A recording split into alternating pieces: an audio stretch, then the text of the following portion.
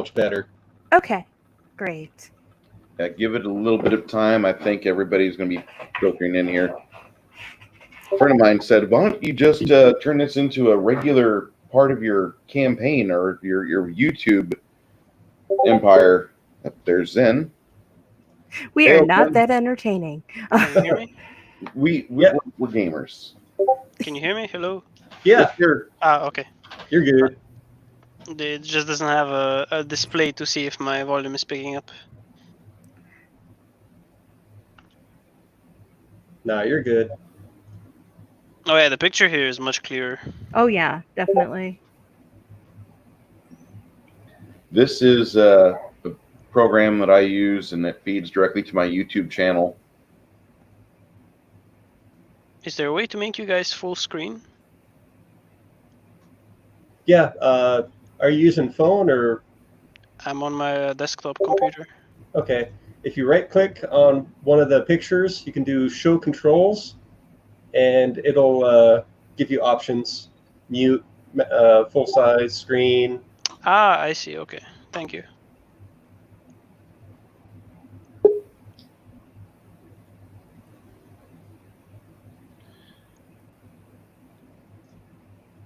All right.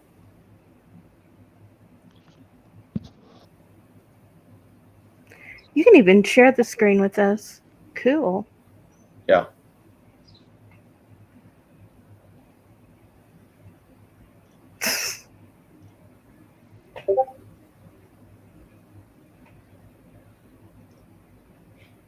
You can even do a picture-in-picture option.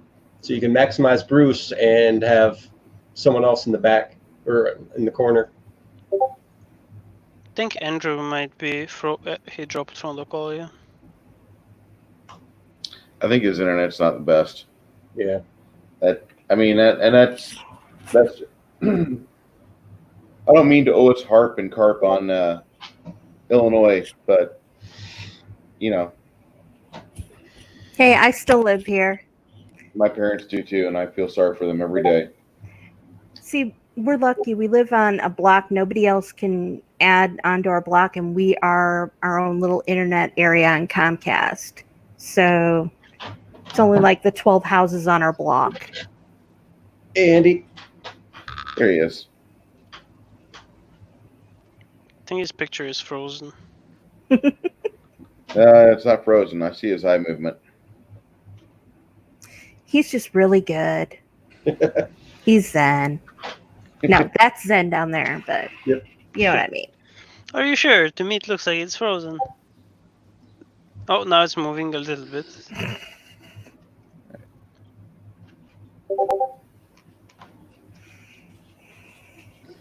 Okay, well, we have, uh-oh. I think his internet's going to be bopping in and out. I have a bad feeling about that. I think where he's at, there's a bunch of people using the web.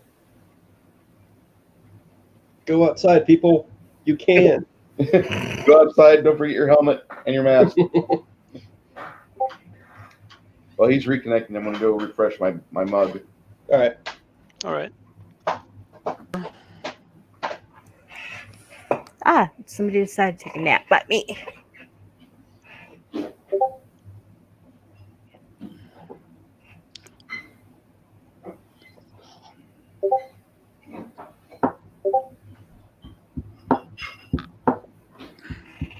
Hey, Chris, can you hear me? Yeah. Yes. And I am going to ask what would be a stupid question generally, but how many, and I've looked everywhere in this damn book, how many feats does a cleric get to start with? Everyone gets 1 feat at first level. Do I get any bonuses? Nope, just what you get from being a cleric and Okay, what I you thought get so. from being a dwarf. Okay, so I only get 1, I guess. Well, that's cool. I'll just figure it out. Dwarf gets other stuff, though. Yeah, dwarf gets some nice stuff. I usually prefer human because they get the bonus feat instead of a lot of the other crap. Yeah. I know, but I haven't played a dwarf in a very long time. I don't think I've ever played a dwarf. You know what I haven't played is a berserker or a barbarian yet. That is something I have never played. Yeah, it never appealed to me. I like skills. Yeah, there is that. Well, if I went berserker, barbarian, bard, that would be Animal from Muppets.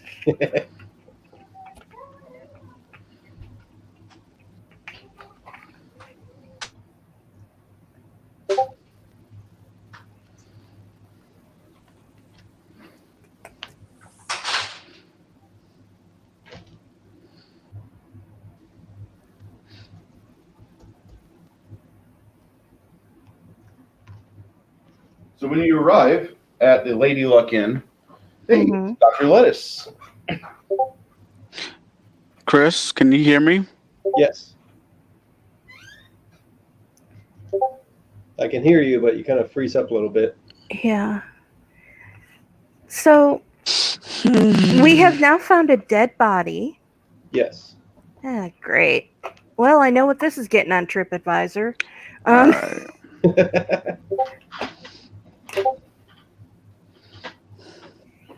All right. So 0 out of 10 would not live here again. yeah, when you take the counter clerk and her assistant up to your room, you guys see that Flip is there. Hey, there's Apollo Patriot.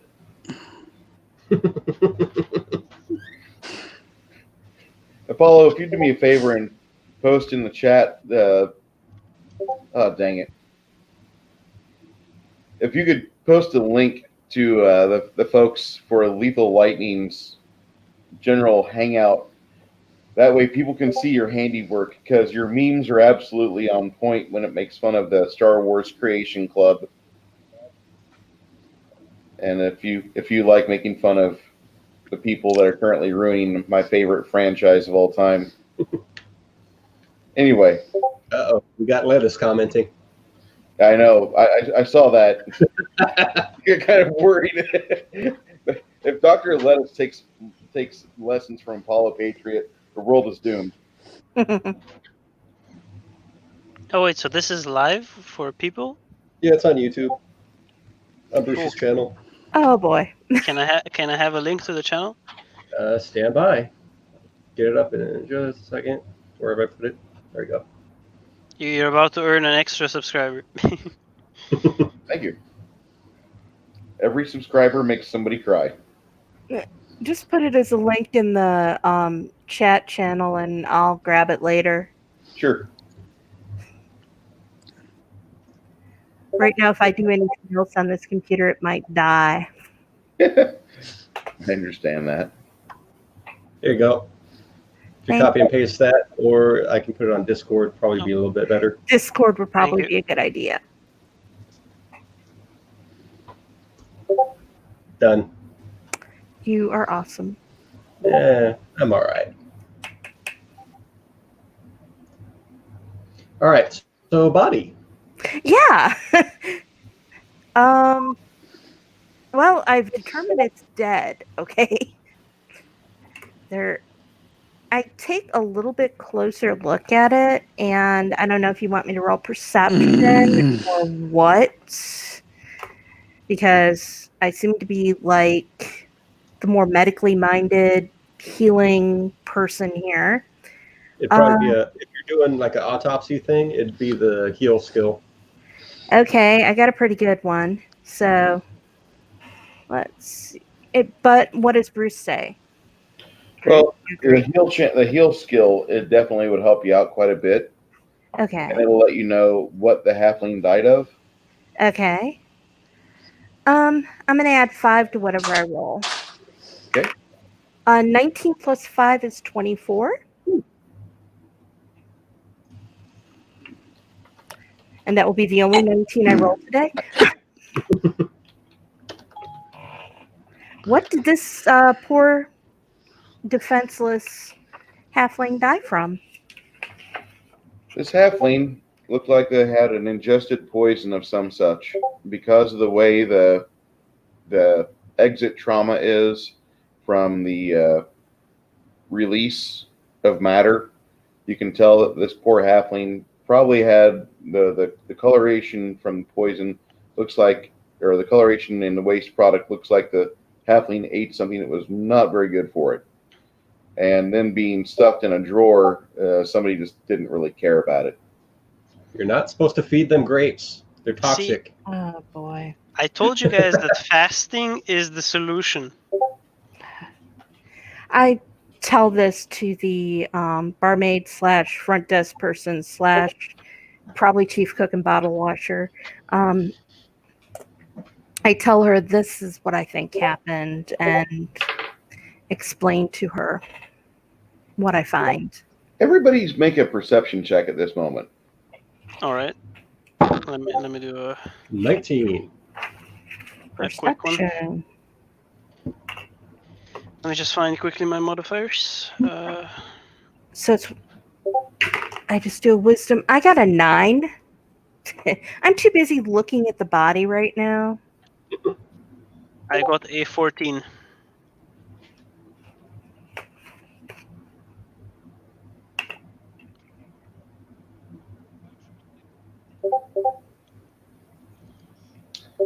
Those of you that rolled over a 15 will note that your little halfling companion is acting a little weird. When I say a little weird, I mean that she looks like she produces, or she pulled out from her hands a piece of paper, and her eyes get really big, and then she's going through, looks like a leather bag. Looks like a small leather bag, like a halfling's leather bag. And those of you that would have seen this, you think that this is definitely something that she found in the halfling's contents before Breon brought the 2 hotel staff in. I kind of step a little bit closer and quietly. Anything cool? Flip looks at you and says, "We hit pay dirt." Ooh. She hands you the parchment. When you unfold it, it looks like a real estate deed. Woo-hoo. I grab my elven friend and I remind him that this is not our property and that stealing is immoral. They're dead. Flip looks at you and she says, "I understand that the immoral implications of this, my friend Paladin, but in the jurisdiction for what that's located in, possession is 99% of the law." Okay, can I inquire? I apologize, but can I inquire what that means, like in reality?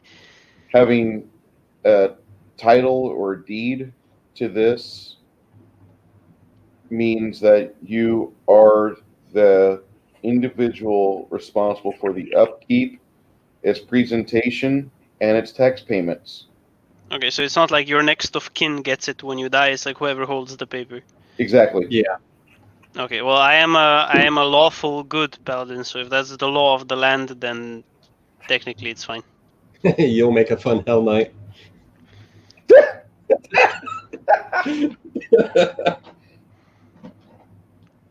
Okay, so then I withdraw my. I get notified by my fellow elven friend that this is the law of the land, and I respectfully nod and I withdraw my comment. I wish I could beef up my bluff. I could convince you of a lot of local stuff. So, yes, drinking copious amounts of wine is perfectly legal in this jurisdiction. It is actually encouraged. And if you're not drinking copious amounts of wine, you're actually breaking the law and you're not fulfilling your paladin oaths. Oh, I could have a lot more fun than that. Eating. Well, I'm over here just like spewing the facts and explaining, so I'm not even noticing this. Yeah. All right. There's I mean, I have a knowledge nobility. I guess I can. Actually, never mind. It's untrained, so I can't use it. So reading the deed, what kind of building is it? Is this like a full acreage, multiple acreage estate, Looks or like multiple acreage estate, including that of a structure. Now imagine if the entire estate was incredibly debt-ridden, and by taking the will, we take the debts upon ourselves, and we find ourselves 5 million gold pieces in debt instantly. yeah, it's something to look into. Sounds like something that could happen. Oh no, he'd never do that to us. That's for tier 2 or the levels 7 through 10. My bad. Can I ask what happened to Andrew? Is he? He's restarting his router. Oh, okay. Okay. Wonder if there's any background stuff going on his computer either. I think there's background processes going on there because he's usually able to transmit video.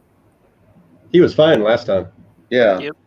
But this is the weekend of Memorial Day, so everything's gone to shit. If it's anything like it is here right now, then people are outside. I don't even know what our. Hold on. Let me No, see. it's like mid 70s here and beautiful. It's humid here. Here in France, it's hot AF. It's really, really hot. What's the Celsius there? I have to double check, but I'm basically without a shirt for the entire day. Pretty much, that's how hot it is. So that's why you have no video. Yeah. 1 sec, let me check. Where exactly are you in France, if I might ask? South of France, at the extreme south. Okay. It's extreme Mediterranean weather. Hey, buddy. Well, And no, I didn't smash. What? I know, right? I was expecting Well, you to. You didn't break a bone, did you? I went and bought shoes. You're supposed to buy them and bring them home. Said I couldn't. We're on YouTube. Was Brooke looking to join still or no? Say again. Was Brooke looking to join? I don't think he is. What's that? Ah, We're looking to join. Oh, no, sorry. Well, I was just trying to look up the weather where you are, and it came up with Paris, France is 61 degrees Fahrenheit. Paris is 6 hours away from me. Okay. It's I believe me, I have the same. When I first came here, I was like, oh, let's travel to Paris, and it's like I thought it was like 1 hour away. Nope, 6 7 hours. Oh dear. How By far train. from Andorra are you? Sorry. Are you from Toulouse or Montpellier? No. Okay. I'm like. Actually, wait. Let me open up a map because I'm not that familiar with. Further south. But I guess technically, I guess you could count it as close by. Well, I mean, Andorra is like the very tippy top of Spain. It's like the lowest point of Marseille that you can find, pretty much. Okay. Yeah, I didn't get a chance to tour France as much as I wanted to. I only made it to a couple places there. Sadly I have no time to tour either. It's mainly just here for work. So, I mean, now with COVID, I guess it's like a little bit easier. But starting next week, my work starts up again, so it's the same. So it's about 70 degrees Fahrenheit or 19 degrees Celsius there right now. Actually, that is 100% inaccurate because Okay, I'm that's I'm an like average. I'm sorry. I'm dying from heat right now. Even though like it's dark outside, like it still feels like it's the middle of the day. Ugh. It's awkward weather. Well, then Google is completely not giving me the right weather. Yeah. I wish it was 19 right now. I really wish. So we have a situation with a dead halfling, A deed. and we also have the people from from the inn here. What is their reaction? They're a little disturbed.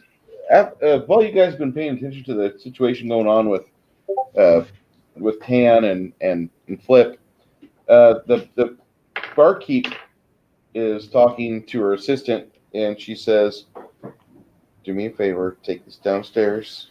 She puts the halfling in a bag, the dead halfling, and she says, "Take this downstairs and get a member of the Church of Justria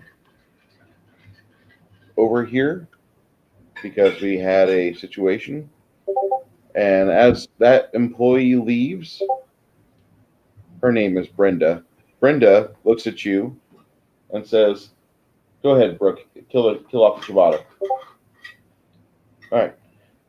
Brenda says to you, she says,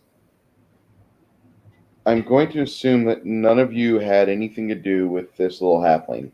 No, we just opened the drawer and there it was, or there he or she was. Now, female or male? It's Female. Yeah, there he was. That's all we know about it. One thing I do ask is, does a blessing need to be told over the general person's body? it would be considered excessively good form if you gave a blessing right now. I do the blessing so that his soul can go away, so we don't have a problem of reanimation or anything like that.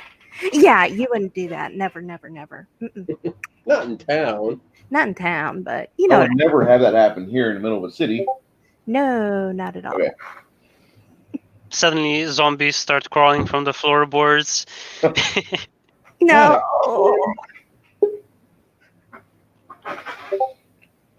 Well, Turns out there was more than one dead halfling here. Oh. Telltale heart. Ew.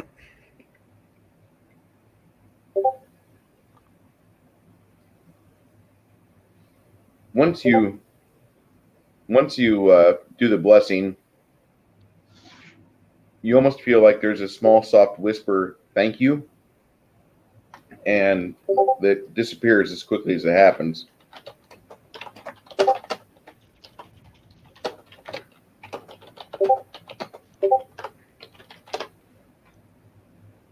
Once she does that, everybody else feels like they're a little bit more at ease. It's interesting. Now, Brenda will tell you, she says, "So if I'm to get this straight, when I have the paperwork, when the cleric of Justria gets here, we're going to be able to just say you found her inside that?" Yeah. Okay. She goes downstairs, and when she comes back, there is a cleric of Justria. Justria is like the lawful neutral types of, they just uphold the peace. Right. And they're fairly, like, you see them in a lot of mid-sized communities. There'll be a chapel, and they do all the things for funerals and weddings, and they register the kids that are born, and they do stuff like that for the admin of the state. But the cleric of Justria comes up and is fairly, "I'm sorry that you found this. Let me take a look at it." And he looks at the scene, and he does a few spells. If anybody here has spellcraft, I'll let you roll. All right. Not natural 20. He's doing various. 14. Sorry, could you repeat that last bit? He's doing various divinations. I do say to him, I did say a blessing for the body, and if that causes any conflict with what you're trying to do.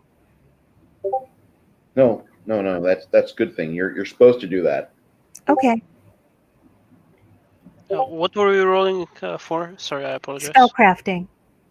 For I spellcraft, don't have that. I do I have rolled a 14. I have a knowledge religion, but actually, wait, I do have spellcraft. Never mind. yeah, that should be in your wheelhouse. Yeah, it is. Yep, If you're I a cleric. I will roll, but I don't expect much, honestly. Oh, I'm sorry. No, I rolled a 17 if I add everything together. I rolled a 7. The two of you will just be able to figure out that he's doing divination spells, Okay. asking questions, and seeing if there's any sort of various answers he can get for his purposes of paperwork. Mm-hmm. After about a minute of being in here and casting a few spells, you'll hear him say that he's a little upset, that he said apparently somebody had taken offense to this to this little footpad, and they saw fit to poison him somewhere else, and they deposited the body here. Nice. So I it was do not have, I was do not have the an example. Go ahead. it was not the location of the crime. It was just the dumping place The for dumping. the body. All right. Maybe we should check out who had access to the room and who was the previous person that lived in that room before we came in. The dog's okay, hon.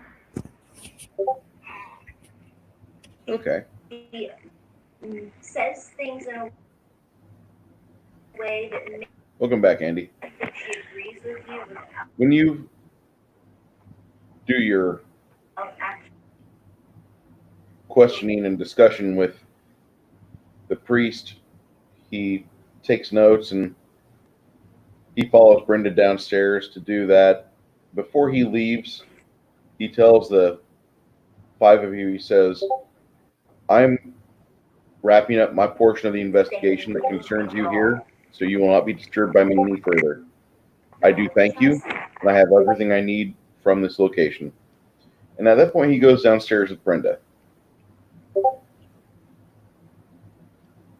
If you guys wish to pursue it further, you may. Now, Brenda was the barmaid / okay, her. Is anyone from the staff still up here? No. Okay. I think we should inquire who had the room before we came in and who has access to that specific room. What time is it right now? It is approximately 5 p.m. at night. Okay. Why don't we let the quote unquote official guy get done with what he needs, and then maybe saunter on down to the front I'd like to change rooms. Yeah, maybe asking to change rooms and also asking a few questions. That would be a good excuse for us to go down there and ask a few questions, just wanting to change rooms. I like that idea. All right. So start getting our stuff together because we need to vacate. Yeah. Because it's just a little creepy. About 10 minutes later, you guys are packed and ready to go. A staff member arrives at the door. Hello. Let them in. You let them in, and they say, would you want to change rooms? Yeah, Yeah. that's why we're all packed up. We were thinking of coming down there and asking. Okay. So they give you another room with partitions and 6 beds. It's the second and only one of 2 rooms that have that many beds in it. Okay. Checking doors for standard halflings. Oh. This room does not have any dead Jims or Johns. Okay. One thing while they're trying to set things up, I ask a few questions of the people that are setting up the room and that trying to use oh boy. Let me see if I have any special skills that might help with this. I don't have any persuasion skills. No Well- diplomacy or bluff. I have diplomacy, but it's I a zero. have very good diplomacy. Why don't you try and ask some questions? You're a lot smoother than I am. All right. What kind of questions would you like me to ask? You know, who had the room we were in previously, and did they see anybody come out of there? Because we were curious. All right. I'll write the questions that I ask here. So, who was the previous occupant? Who Of the room we were in, not this one. of the room we were in? Who has access to these rooms? To this room?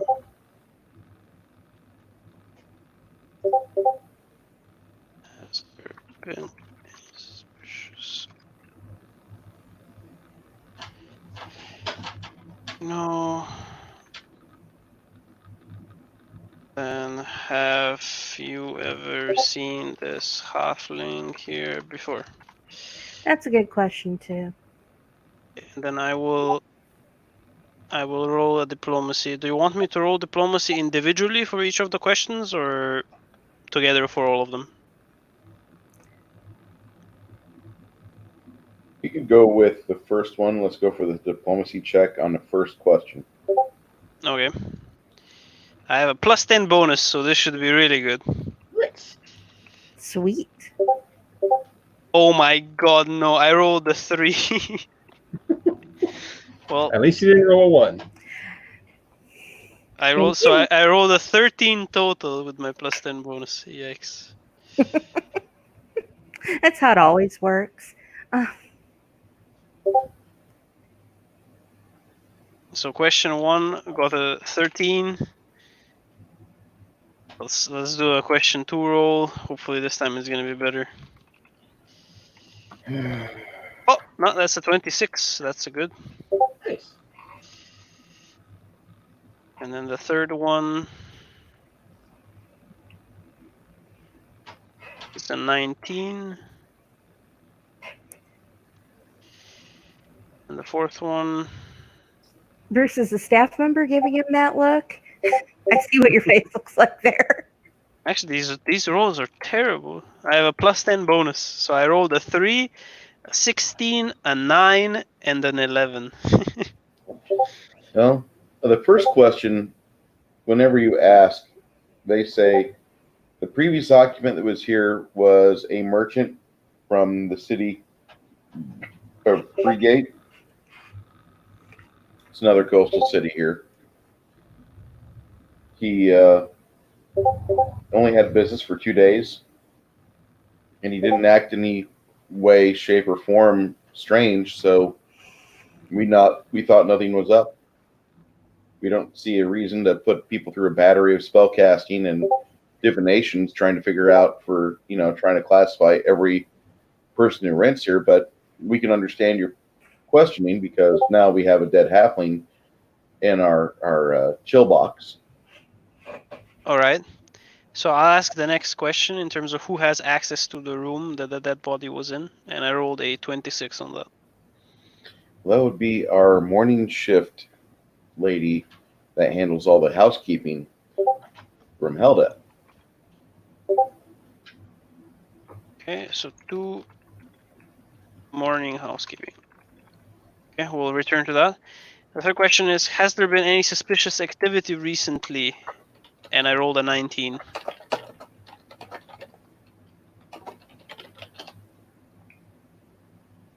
The most suspicious activity we had was when we were actually looking at the corpse of the body, and your halfling acquaintance was acting kind of weird.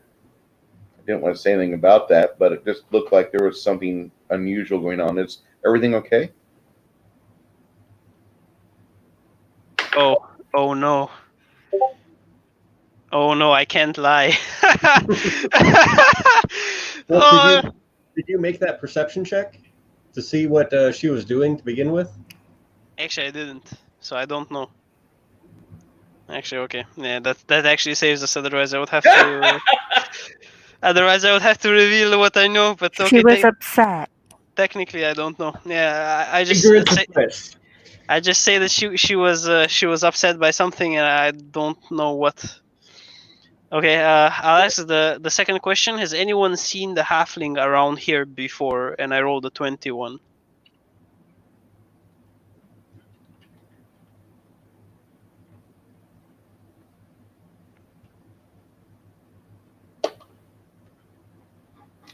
Has anyone seen the halfling here before? Oh boy.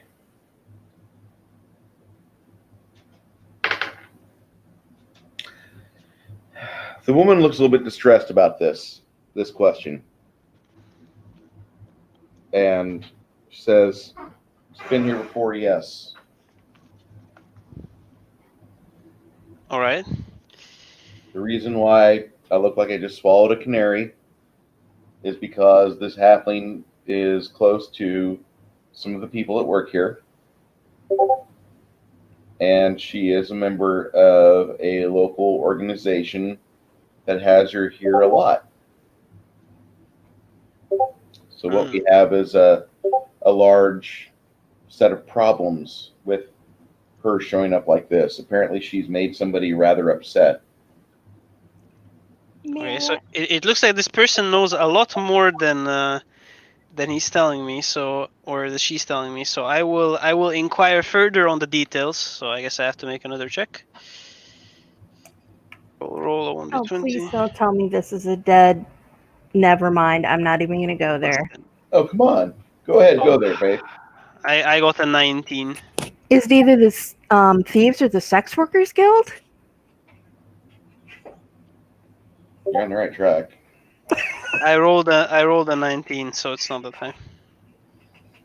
Oh. There's been a lot of business with this halfling here. This halfling has performed a lot of merchant transactions here. I inquire merchant transactions. Yes, some of their clients come in.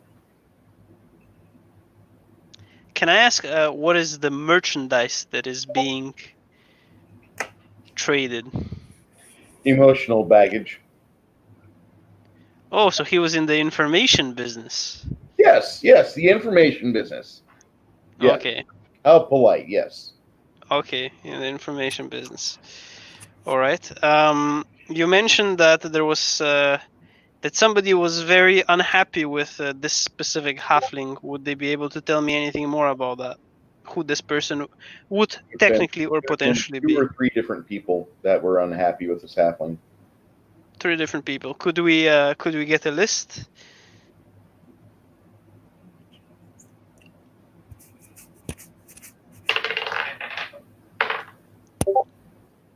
Not privy to giving that.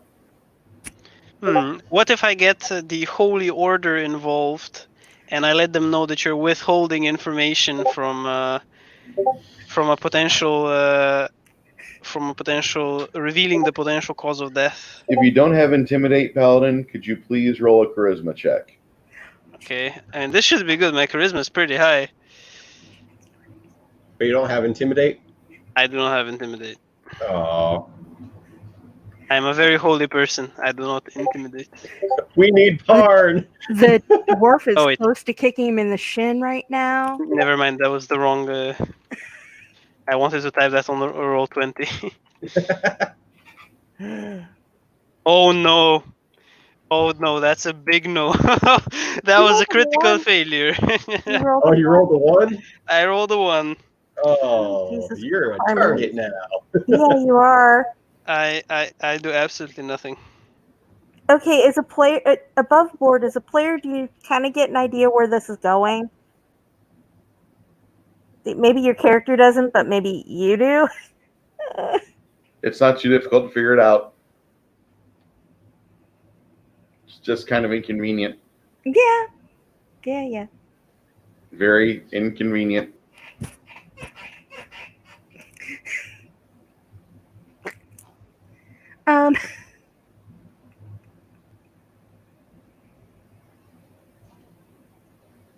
Yes? I rolled a critical failure, so I'm guessing I don't look very I'm guessing in my holiness, I look zero threatening.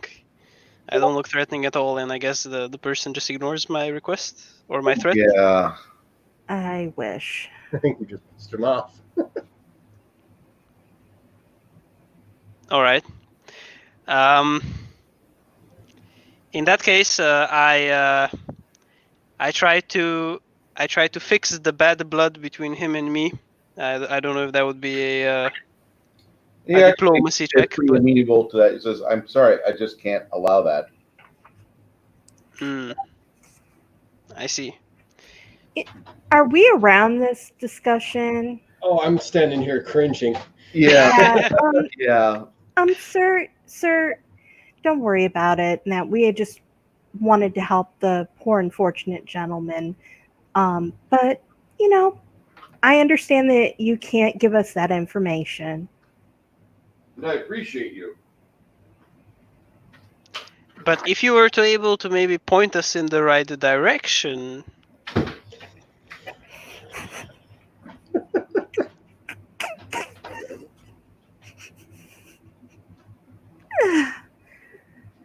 So I think we're good in our room now. Yeah, I think we're good. Yeah, we're awesome. Yeah. Mhm. All Get right. him to try and drag the paladin into the room. Yeah. All right. Let's go in the room. Let's go out to the lobby. I have an inquisitive nature. Oh Jesus, I'm gonna kneecap him. Okay, I will be right back. Okay. Yeah, you go be right back.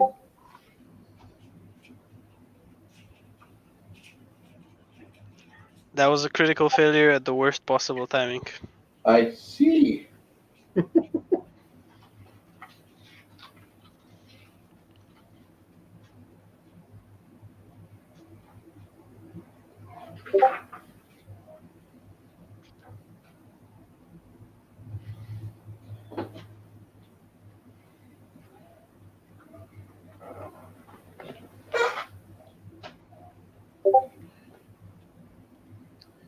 I just got notified from USPS that I've had. Ooh, I will be right back. I apologize. I need to go get a package. Okay.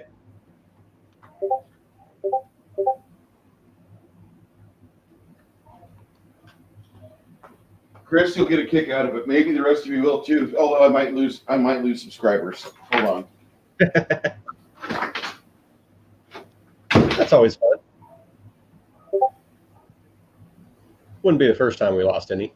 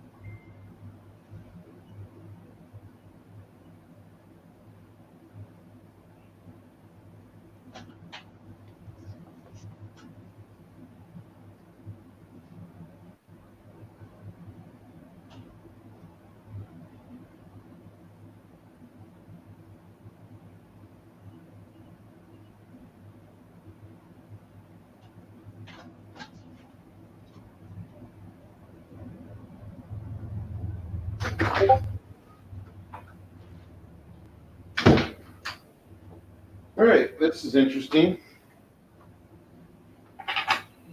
What you got? Stuff.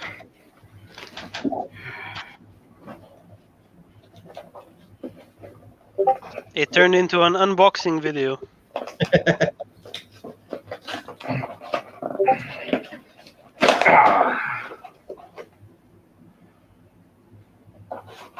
Uh-oh. Black bones. What you got? Hello. Kobolds. Oh, kobolds. Yeah. So we're fighting those now? What? I have a whole faith. Oh, cool. Those are all figs.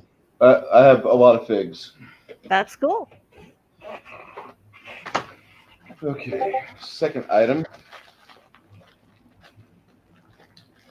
So do these all show up in the hotel or something, or what? Not yet. No, you use the word yet. Hey,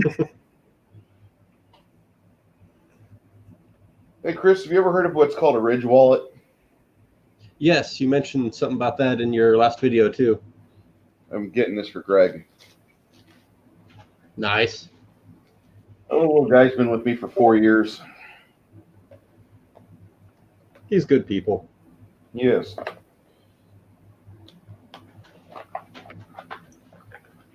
All right. I'll be right back. You're gonna use the Here's what it looks facilities. like. Yeah. That's You get neat. a kit. It's a wallet that you bolt together, and it's super slim. It doesn't bulge. It's as far as the comfort's concerned, one of the highest tiers of comfort for keeping your personal stuff. Sweet. RFID blocking, isn't it? Say again? Isn't it RFID blocking? Yes. All right. Be right back. Greg has that position. He needs it.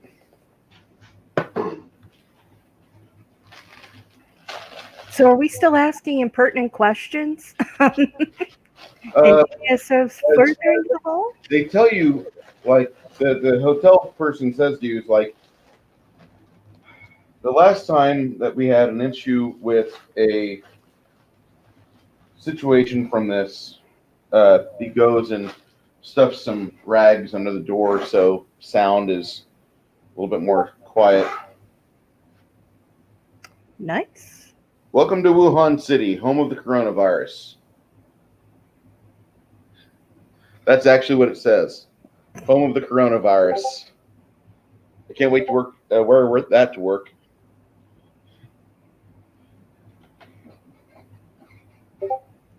Oh well.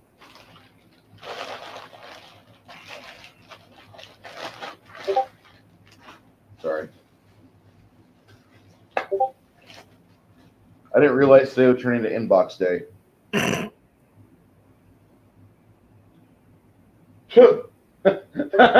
Wow, that'll offend somebody. It says, "I'm sorry, I thought this was America." Cute.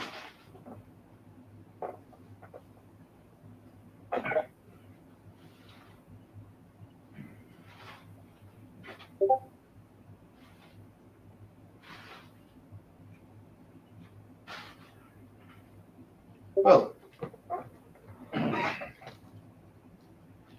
you guys will have the person stuffing the bottom of the door and making sure nobody can hear what's being said. Is that Andy? Andy. Hey. Hey, so far this is working. We have visual and we have audio. Yay. I am so sorry. Hey, don't worry. We had a situation. We had a dead halfling in a drawer. I didn't do it. I wasn't there. I can't prove anything. Yep.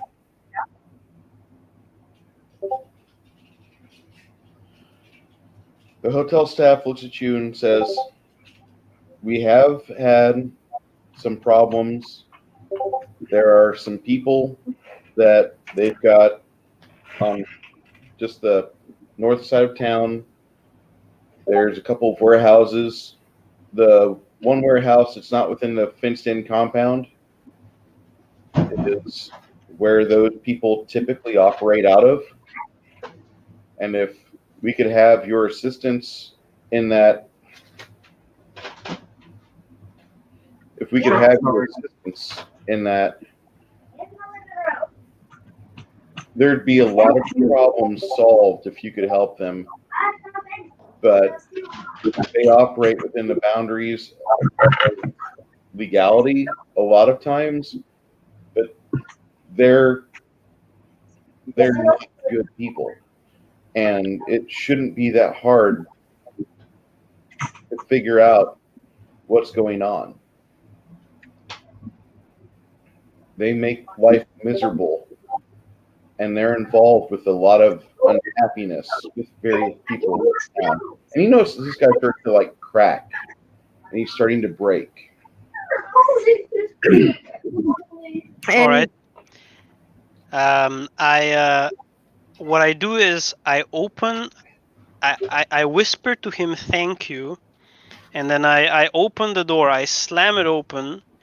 I push him against the wall, and I say, "Thanks for," like, I really yell loudly so that everybody, like anybody in the vicinity in the building, can hear. And I yell, "Thanks for nothing. I guess we're gonna have to solve this one ourselves." And I shove him against the wall as loud as I can, while trying to make sure not to hurt him, of course. And I wink at him, and then I close the door again.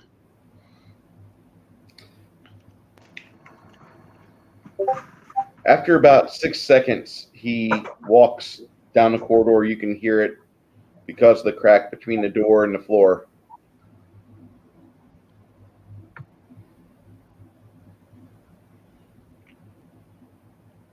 Okay. Nope. Basically, I just try to make sure that people don't kill him for telling us stuff. Okay. Hopefully my little bit of a diversion worked. All right, question. Is there any way to make the screen bigger? Like how? Just curious. I got like,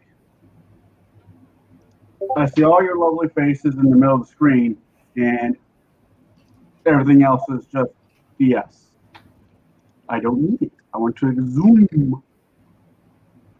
That I don't know. Whatever. Right click on whatever you're wanting to zoom in on.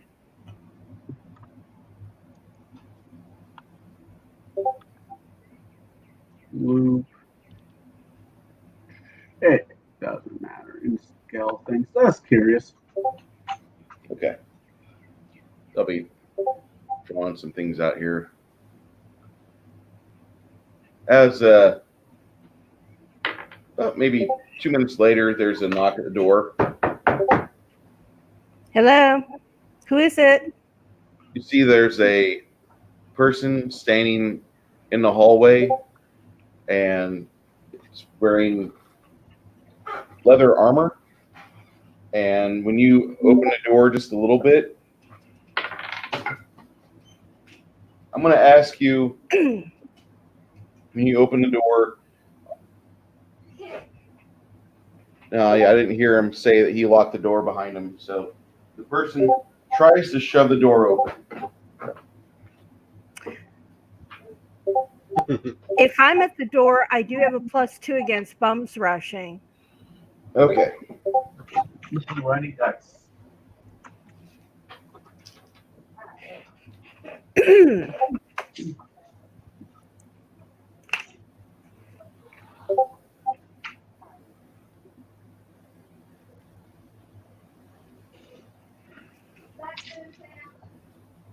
Don't have too much fun.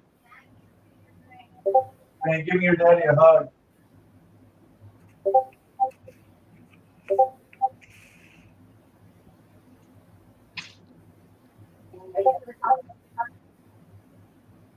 Oh, I'm sorry. Stability. I have a +4 to resist rushes or trips. I'm going to draw that out in just a second, or get your characters on the battle mat. Okay.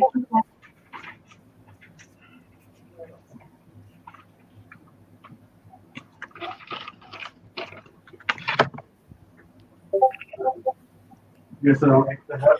Guess I don't get a hug from Maggie. That's damn.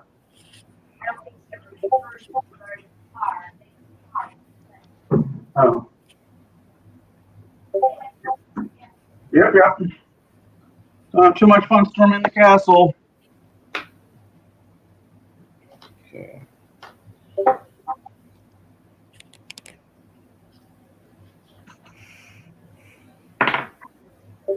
By the way, in the center of the room, there is a fire pit that has some unburnt logs just waiting for you guys to set them up. But this is a combat. Let me set things for that. Ooh.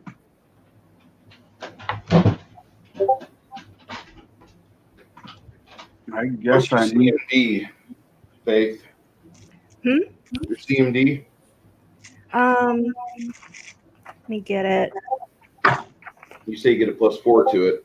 Yeah, I get a +4 base attack bonus. Great. This is one thing I didn't figure. Okay. If it's your base attack bonus, you got a 0, so you add in your strength and your dexterity. Strength and dex is added together is 1. So, and then +4 is 5. Okay. This person is on the other side of the door trying to barge their way in. Mm-hmm. So that's 15 altogether. Okay. She is unable to do so. Was that a 1? Nope. That's a 6. Okay.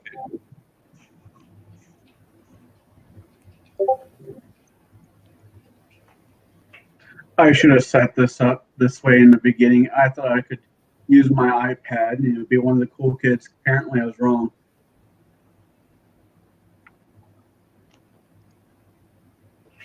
It's all right. Cool kids suck anyway. Yeah. The problem is, from this angle, I look like I'm trying out for the Unabomber lookalike contest. It's all right. Hey, Ted just had a birthday. He did, didn't he? Yeah, he did. I found that out from Dr. Lettuce. Nice. Oh, that's who we met. Yes. Nice. That little shitlord has got a better handle on the undercurrent and underbelly of America than this 40-something-year-old man does. Kind of makes me worried. Yeah. Did you ever read the guy's manifesto? The what manifesto? The Unabomber's manifesto? No, I didn't. It's interesting. I read it back in college. I'll have to Google it one of these nights. Kind of made all the people around me kind of nervous.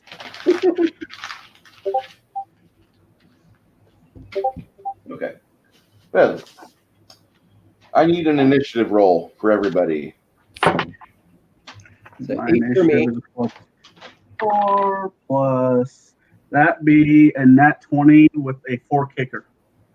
Nice. Let me just do What about you, Zen? just a quick roll. Sorry, I'm like trying to input everything on roll 20, so it takes. 11. I got an 11 as well. What's your modifier for dexterity there, Faith? 0. What about yours, Zen? +2. Yeah, not everybody has. Magus Mega, was yours 8?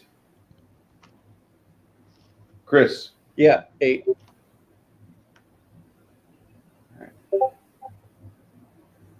All right, natural 20, what are you doing? Which character am I? Which of the figs? El Whitey? Yep. Get all racist on me now. El Gringo, I should say.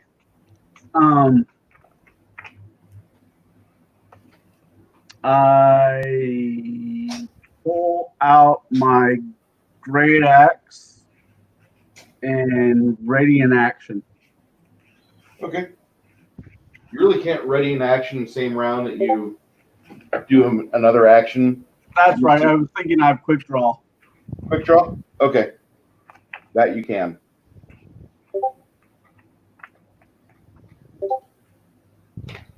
All right, when that door budges open is my trigger.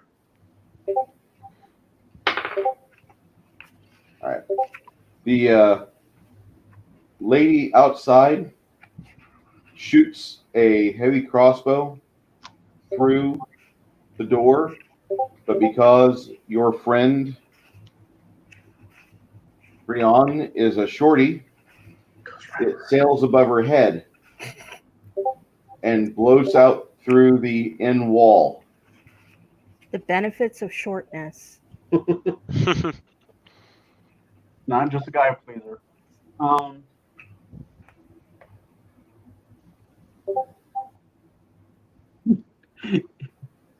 Hey, I watched Boondock Saints here soon again.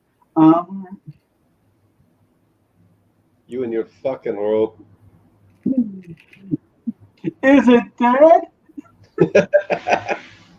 I can't believe that just fucking happened.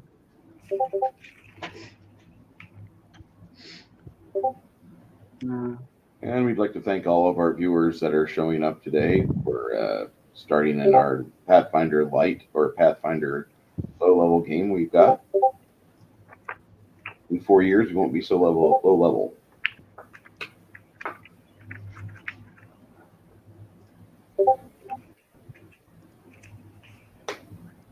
All right, how big is the room there, Bruce? Is it 1, 2, 3, 4, 5, 6, 7?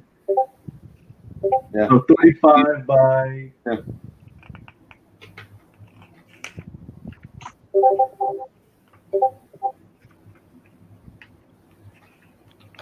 Whose turn is it on the initiative order, anyways? Now it is your turn, Zen. Oh. Okay. Was it 30 by 35? Which character am I again? I have you here.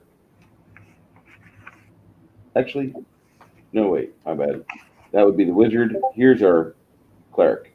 I'm the paladin. The paladin. If Okay. you have to raise holy symbol. Okay. So there's no potential way for me to hit the enemy, right? She's on the other side. You're gonna have like a 20% chance to miss it through the cracked open door.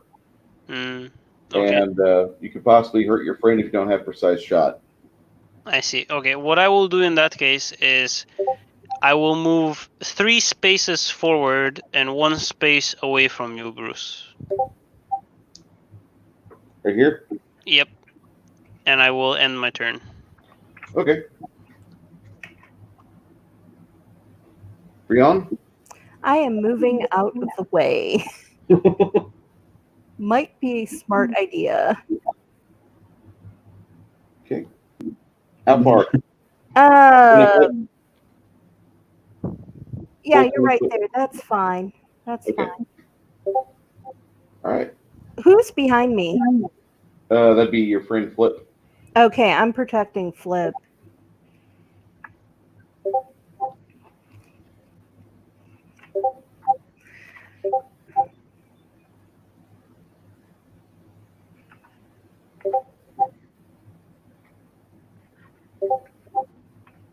Sorry about the noise from Discord. That's okay. I keep thinking it might be mine. It might be. I've never figured out how to get the sounds off. There's some You kind of setting in there. just right click if it's from servers. Just right click on the server icon and click server settings. Oh wait, no, sorry. It's just you click mute server and it'll stop updating. Or at least it'll stop making the sounds. If it's coming from servers. If it's coming from private messages, then I think you have to go into settings. Yeah, I don't think I've got any.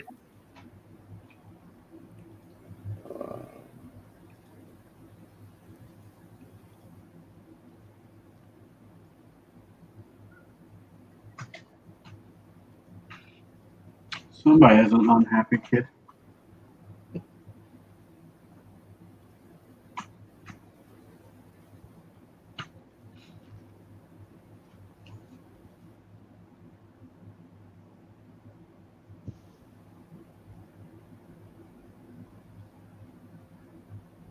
Don't know if it's a parent thing, but the moment you hear screaming kids, you automatically locate where they are and where your kid is.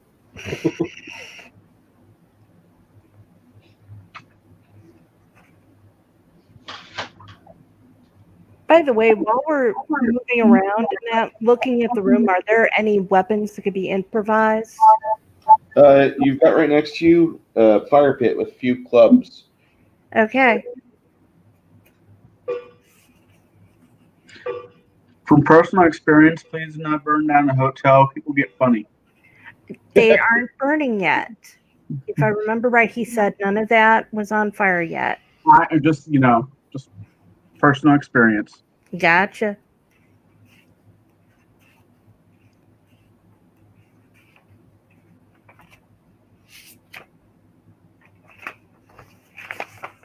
But, all fairness, there were a bunch of witches in that house. That's what you do. You burn witches.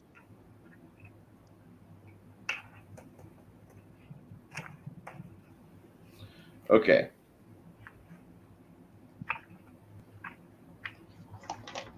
After her, Brianna, Brian, it goes up to Cam. What are you doing? I am using a move action to draw my dagger and standard action to cast magic missile. All right. Roll damage. So you're going to put a magic missile through the hole that person just made? Yeah. That's cool. Don't you have to see your target? A whopping 2. Yes. The door wasn't that well made. Okay. You hit it for 2 points of damage, and at that point, you see Flip.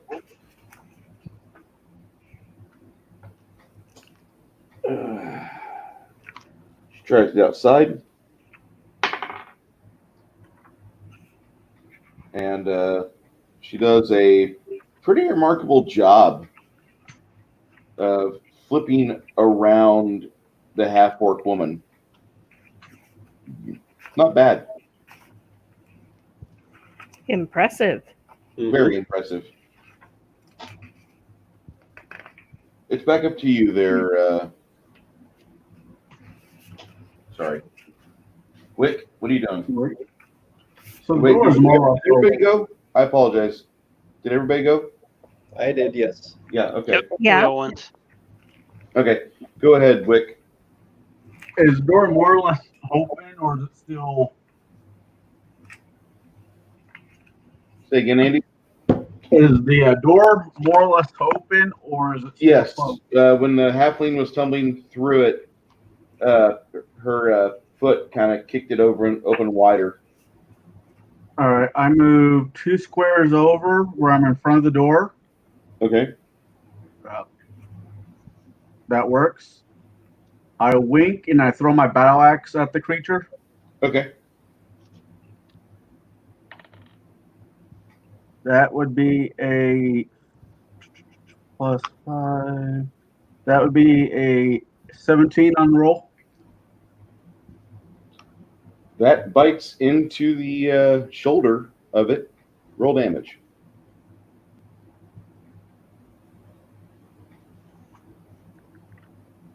+3. Wait, you can throw axes? Mm-hmm. That's cool. Well, They even have bars here where they let you do that.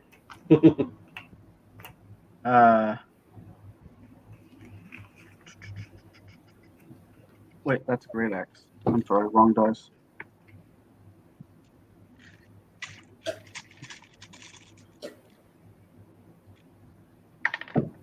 Ah, that's better. That's 16, 20 points of damage. How many? 20. All right. Yeah. Your assailant stays up and runs down the hallway. Flip, doing her level best to be a thief or rogue,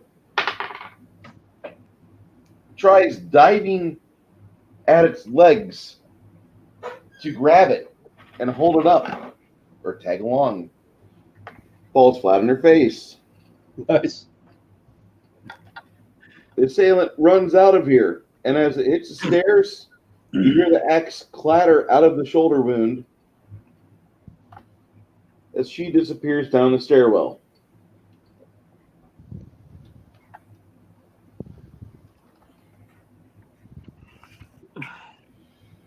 Zen, Can I chase? you may. I will attempt to chase.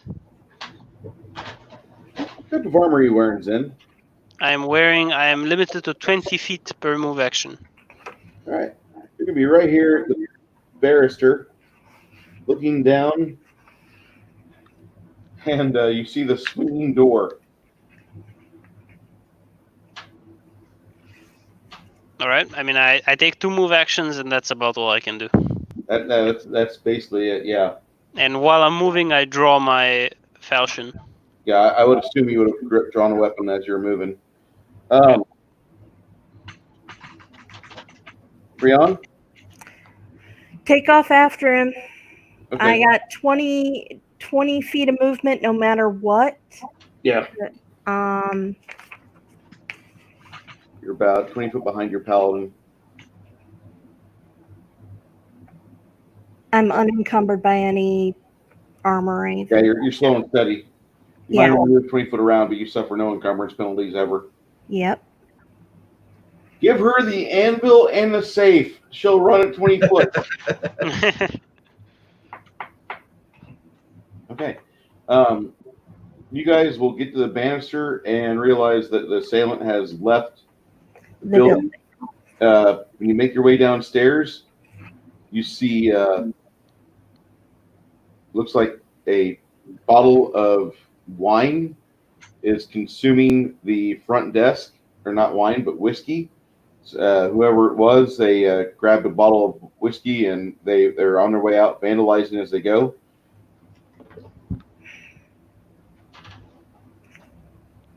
All right. So we didn't manage to even get 1 good hit in. That's unfortunate. No, Hey, now. there's a fire that's spreading downstairs at the. Hey, I didn't do it. is there a bucket? How big is the fire, and is there a bucket? It's big. I mean, it only started with a fifth of liquor, but it's rapidly spreading. They threw it at apparently an oil lamp. Yeah, water's probably not going to take care of that. I just wrote into the Discord that it was mentioned that the assailant was a half-orc woman. It might come in handy later. And she has a wound in her shoulder. Create water onto the fire. You dump a gallon of water on it. And it doesn't help, I'm betting. No, it's you need more. Go outside to go and find buckets to start and grab everybody that I can find as I'm going out. Let's get this put out. I run into the kitchen. What's in the kitchen? The kitchen? Yeah. It looks like there's some people in here preparing food. They see you and like, what's going on out there? It sounds really bad. Fire, and I need. No, flour will also catch up in flame. Okay. I need rags. They hear you say the word fire and they're like, we got to go. And so they grab the 3 of them in the kitchen and they egress. When you step back out in the front room, the fire has completely consumed the curtains by the window and the front desk, and looks like it's starting to spread pretty easily.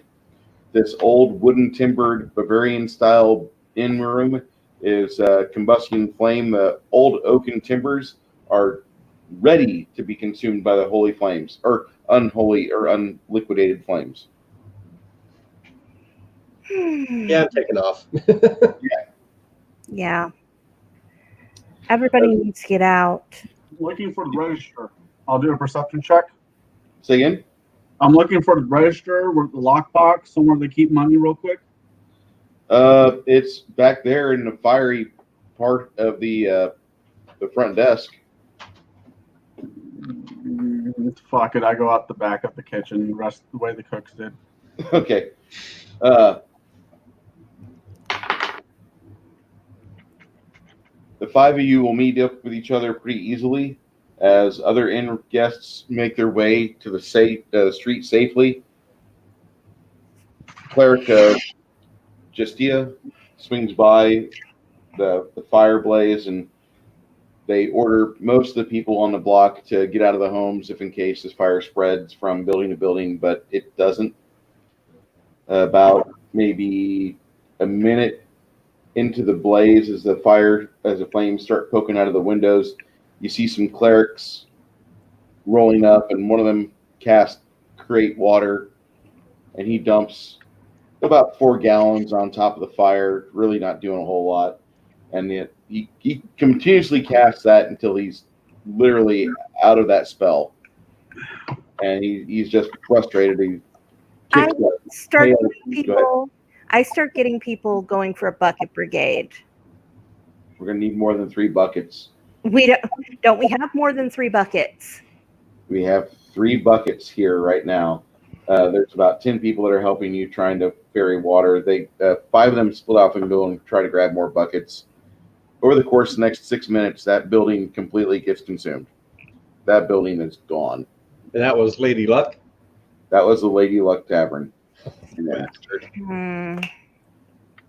I have my. Did somebody think to grab my stuff? No.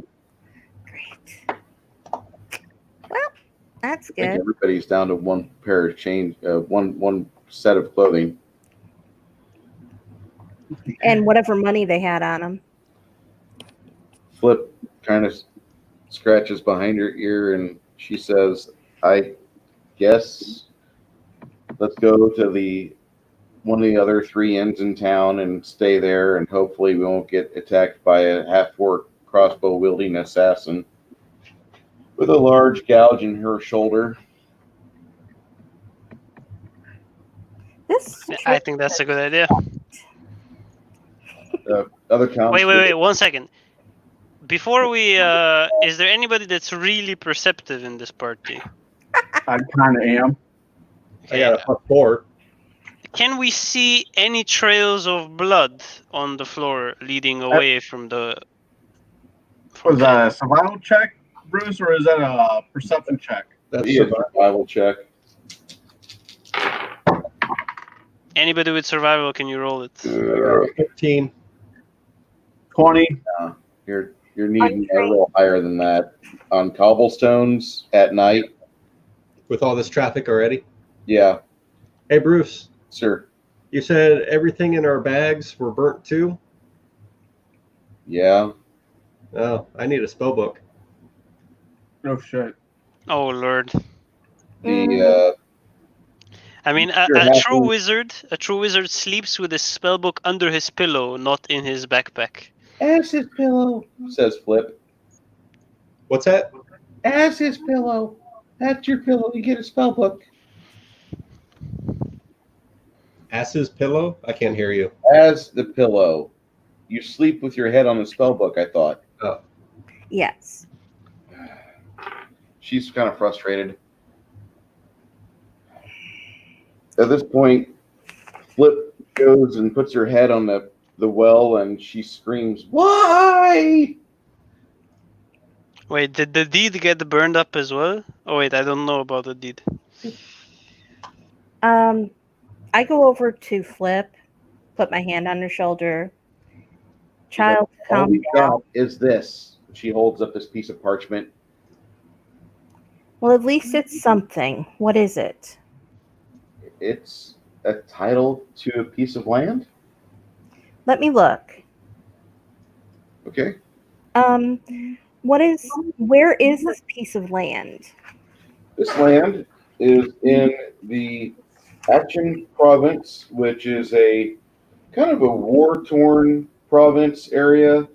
Gone through a lot of changes here in the last 300 years. That the Ford Kingdom has lost a lot of its holdings, and the Kingdom of the Sulis have taken over in this area, and so everybody pretty much in this area is accepting the change, but they realize the Sul are not going to last forever, although right now they seem to have continued their swelling. They're continuing to annex people that wish to have a glorious, prosperous kingdom, and they talk about this thing called low taxes all the time, and you guys think that's a fallacy because damn near every penny you get goes to taxes.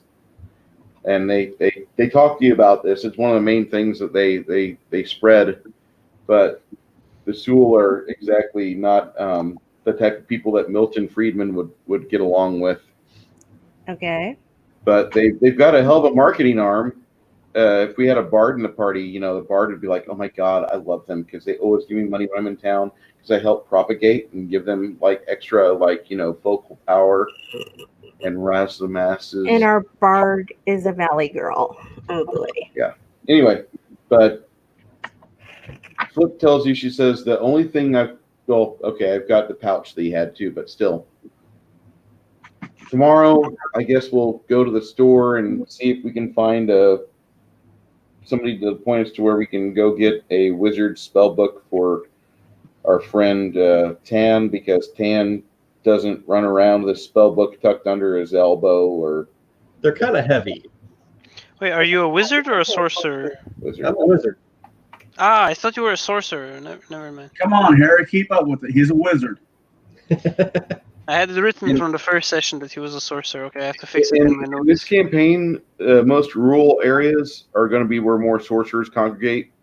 But if you've lived in the city most of your life, you don't really know that, because the guild for the arcane order are pretty much telling people, if you want to learn magic, do it the right way through study and through diligence and practice. Don't be like these little wild people that just popped up in the last 200 years where they can do it off force of personality. It's just an aberration off of the draconic bloodlines where they can cast spells willy-nilly. That's not real magic. Although it feels like real magic when they hit you with fireball, but it's not real magic, All right. He didn't sweat in a wizard's tower sweeping floors for 17 years before he learned that one magic missile spell. Hey, How many more spells do you have? Oh, sorry. Go ahead. How many more spells do you have prepared for the day? Detect magic, prestidigitation, read magic, and mage armor. Oh well. Do you have a bonded item or a familiar? Bonded item. My staff. I'm good. Ah, okay. So you have one extra spell. That's not bad. My Okay. bonded item was my spell book. No. Well, in that case, I guess we go find an empty inn where we could stay. I mean, pretty much all of our wealth literally burned in our backpacks, so we're all poor now, which is also fun. That was poor to begin with. I mean, most of my wealth is tied in my falchion, so I guess it's not that bad. Like, pretty much all of my money went into that, so... Flip looks at you and says, "Dear Paladin, if I get a chance to, I'm going to make sure that your falchion gets shinier as the years go on, okay?" Oh, that's very nice. Whoa. No, I just mean like I want to. That's a nice falchion. That's almost a heirloom item, and that looks like it's ready for a wizard to stand over it for about 4 days and then come, break it off with an enchantment and give it some extra cut and chapuza. That's nice.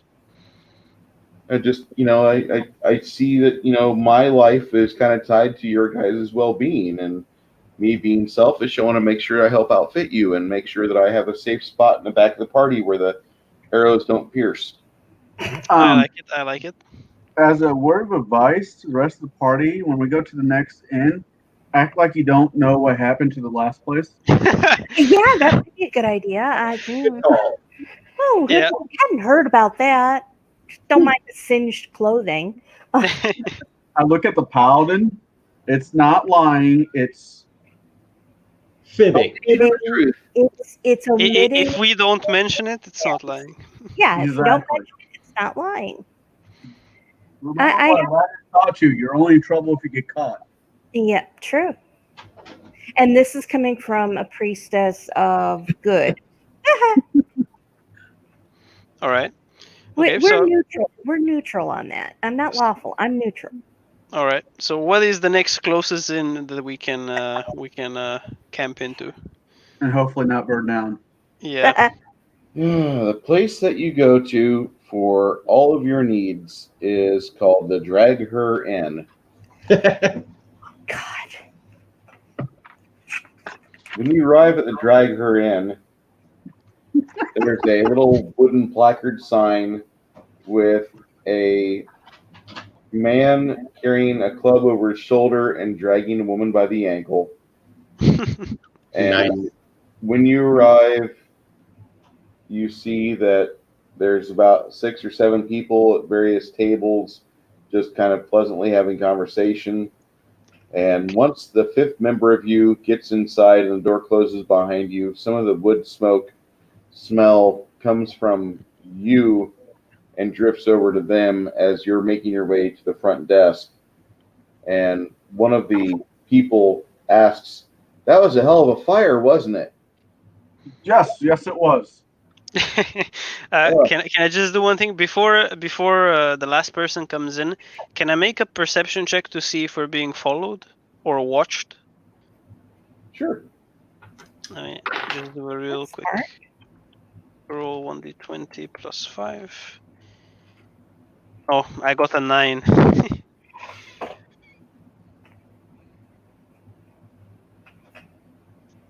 You don't I'm really guessing remember seeing anybody come over here. Man, I've been rolling terribly bad. You're fine. All right, so we get inside. Somebody asks about the fire. I look away. I don't answer anything. Okay. He looks at you guys and says, "You just got off the ship earlier today." Yes, we did. And "Oh, now we're looking for a place to stay. Yes. okay." He gets up and he wanders behind the front desk and takes your information, which really, whenever you log in, all you got to do is just kind of say, "My name is Bob. Here's my coin. Give me my key. Leave me alone." It's about my mood. Yeah. After that, yeah. One of the other people at the table says, "Did the stables burn down with it?" And the guy says, "No. They managed to get the 12 horses out, and they're tethered about a block and a half, 2 blocks away." All right, so our horses survived. That's good. Yeah, I didn't need to owe for that. All right. I suggest that when we sleep, we take shifts with one person staying awake just in case. Yeah. Yeah. And we just rotate every hour or so, or every 2 hours. Sounds like a good idea. Which of the people in this party needs the least amount of sleep to function? Probably I'm me. guessing me. I have 0 spells. Moot point for me right now. I actually need a good night's sleep. Yeah, I mean the wizard. Actually, wait, the wizard has no spells because he's got no spellbook. So Yeah. I guess I kind of need a good night's sleep. so technically only the cleric. Okay, so the cleric gets no shifts. The cleric gets to sleep permanently.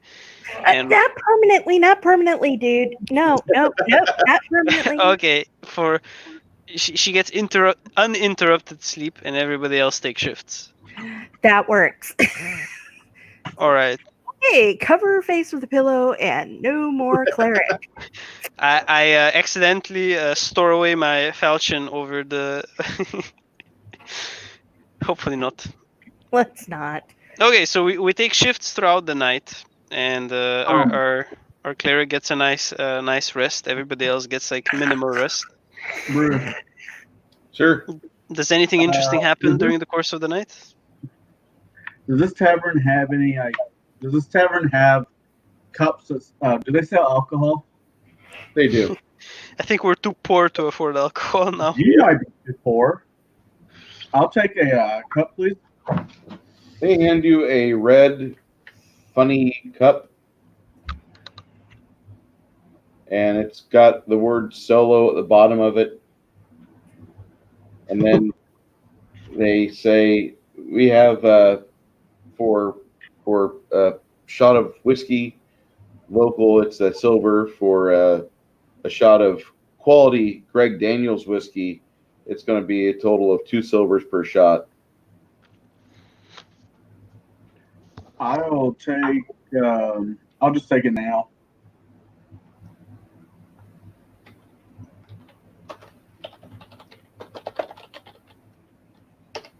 Okay, you pop your nose around the top of this cup as they pour in the shots, and the local whiskey has a decent smell to it, but when you try to swallow it, it is a not so friendly to your taste buds on the back end. The bitterness is kind of high.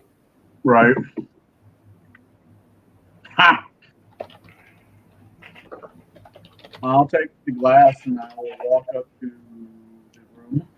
After about the third shot, it doesn't really taste so bitter. I trust Bruce to play my character. So No, you said the Donner Party. Technically, my stepsons from my wife's ex-husband's side are related to the Donner Parties. Survivors. The survivors, Oh my yeah. gosh. Look up Ask a Mortician and Donner Party on YouTube. You need to watch that. God. I will Okay. be back. Okay. Don't let Sorry. Mike starve. That's the main thing. Yeah. Sorry about that. No, that's fine. I'll take a steak sandwich. We're having nachos. Yeah. Nachos are always dangerous with me. You know, I need to watch this chick because right underneath the Donner Party video, she has the morbid mystery of the Dyatlov Pass incident, which I don't know if you're familiar with Dyatlov Pass, but that's a scary fucking story. The one in Russia? Yeah. She is awesome. You need to read her books too. What was it? I need more 5 time of the day.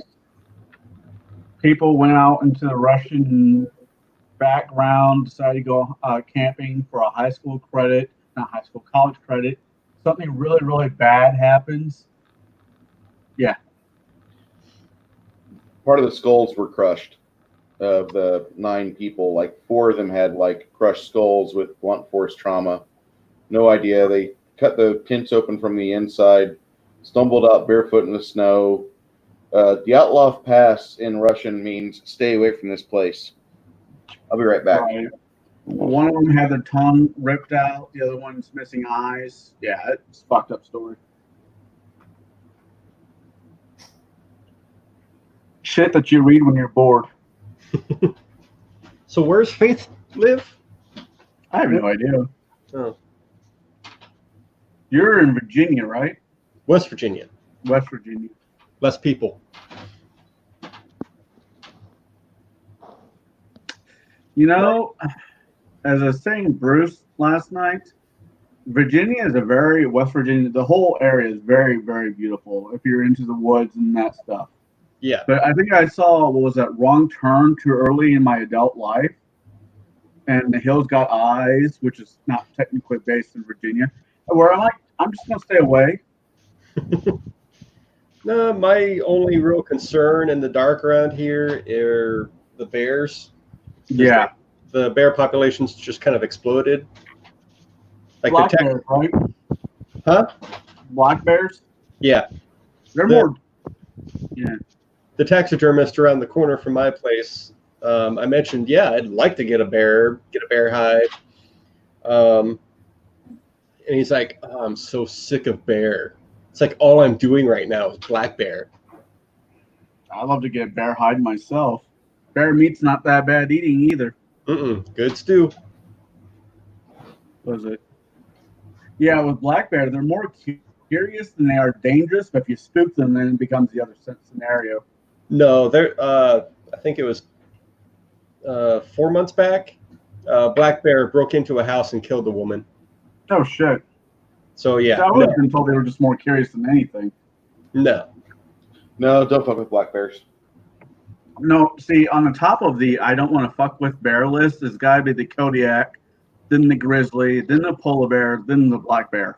I think Yep. it's just good to not fuck with any bear, Yeah, I agree with that. except for the panda bear. You can fuck with that bear, but No, No. those are mean too. No, don't fuck with pandas. No. They got rage issues. Yeah. And they're not technically real bears, they're raccoons. What? Yeah, they're more genetically close to a raccoon than they are a bear. Same with the polar bear. It's a weasel instead of a bear. Meh. Interesting. Shit you pick up over the years, Bruce. I'll do my best not to fuck with bears. How about that? I got my AR. I'm all right. Texas. What's the chances? I have a cousin that wants to go Kodiak hunting up in Alaska, and he puts in for a lottery every year. And he's like, if I win, are you going to go with me? I'm like, no. I'll go. He's like, well, I'm like, are you going to use a rifle or are you going to use? He's like, well, I'm going to use my bow. I'm like, you're a fucking idiot. What? Yeah, he's a bow hunter. Technically, you have to be up to 100 yards closer to a Kodiak bear with a bow than you do with a rifle. Do what? Yeah. It's crazy. If I'm hunting a bear with a bow and arrow, I'm using exploding tip fucking arrows. Gonna rambo the fuck out of it. Yeah, it's gonna look like an '80s action movie if I go hunting for bears. Well, fucking wild feral pigs are nothing to fuck with though either. Oh, they're fun. With a Especially if they start growing their tusk. I got lucky I didn't get gored. I'll just say that.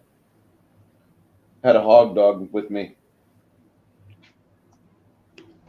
One of those moments where, like, you go out and like you're following the dog because the dog's screaming and baying, and the pig, you hear the pig, and thankfully there's only one pig, and the dogs you're with are awesome.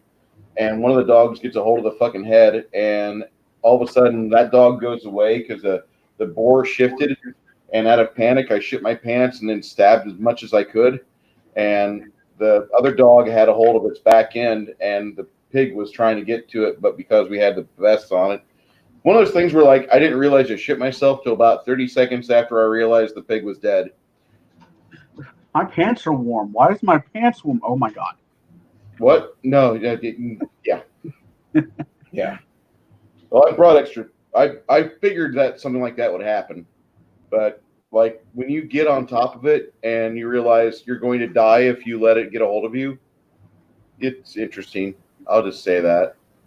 Did you hear they want to introduce elk to Illinois? You guys are just a bastion of bad ideas. Yeah, we don't even know what to do with deer, but you want to introduce elk, which is the bear version of a freaking deer. You can. I'll shut up. Okay. When you enter this inn has filled as a lot of people in it. 2.5 levels, and when you discuss things with them as you're going up the stairs to your room, which is on the 2nd floor and part of the loft, a lot of them you realize are from the inn across the street from where you just came from, and they just relocated because it was kind of inconvenient trying to sleep with flames, like making your room real bright. Yeah. I also don't have my cards anymore. Once we get into the room and everybody settles down, that empty glass I have, I put it on the door handle. So if it falls as an early alarm system. That works. that's a good idea. These people don't really pay a whole lot of attention to you once you start heading up the stairs. In fact, if anybody wants to look, they don't see anybody tracking them, watching them walk up the stairs and trying to be sneaky. You don't get any ill feelings. It's a kind of a nice sensation where you feel like for once maybe you're going to be able to address the fatigue. You get up to your room and it's not as nice as the other one was. It's about 2/3 the size, and all the beds are smushed pretty much together with 3 foot between them. I'm not going to sleep well today. I can tell you that right now.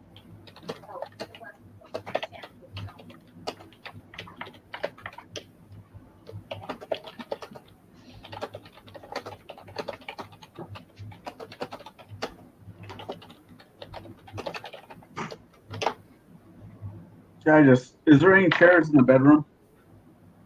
Any what in the bedroom? Is there any chairs? Yeah, there's a chair and a writing desk, and then other than that, there's just a wardrobe, a large wardrobe at that. But you see, there's a large place to hang your outfits and stuff. Oh wait, you don't have those anymore. That's why I don't know about the rest of the party, but I travel light. I had quite a bit of stuff, so. Let's see. I have hide armor, which covers my chest, and I got a kilt as clothing.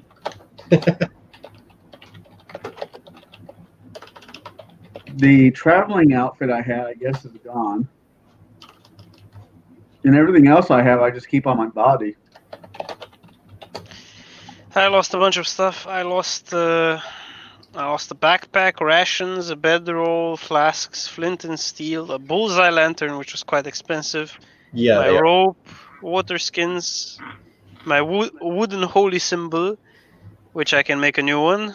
10 oil flasks, which are also extremely expensive, and a spell components pouch, which was also expensive. So the losses were immense.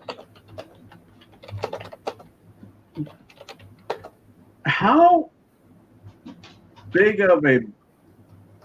much damage do I actually think I put into the assassin? Oh, you didn't. They were not in a state where they were in good shape to travel long distances. I'll say that. I wish we had more survival skills. Maybe we could track her down and kill her, but I guess we'll have to chase after them in the morning. If somebody's trying to kill you there, Haas, you don't go looking for them. You make them do the work. True. I mean, I'm guessing that our friends are in the north part of town, in the warehouses. That's what the person said. Yep. I'm gonna plop down in that chair. I'll take first shift. All right. Just grab the other cigar I had on me, light it, and just stare at the damn door. All right. So we take shifts. We go to sleep. Does anything happen during the night? No, not at all. Great. Fairly easy evening. And if there's a morning I'm going to wake up fatigued from the drawback, this is it. Yep. So morning comes. Does anything in particular happen with the morning, or are we free to explore? In the morning, you just kind of let your wizard friend sleep till almost 10 o'clock in the morning, and he's not really even in a good shape the next day. He's looking like hell. Mm-hmm.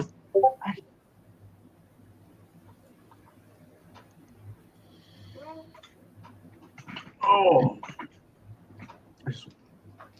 So I'm going to do a knowledge local, maybe a possibility of finding someone that might have a spellbook or spare. Sure. Yeah, to keep folks away. Ooh, nat 20, making it a. Are you doing plus 10 on a 20? We could. You guys want to do that? What? On skills roll checks, have critical successes open up on a natural 20 to where if you succeed, you get a +10 to your skill check with a nat 20. I'm not opposed. Normally it's not done that way, but I'm not opposed. Are you with that? Is the one you roll a 1 and it's -10, right? Yeah. It's up to y'all. I'm okay with it one way or another. Same for me. I'm cool. All right, so that's going to be a 38 on knowledge local. Whoa, that's a good one.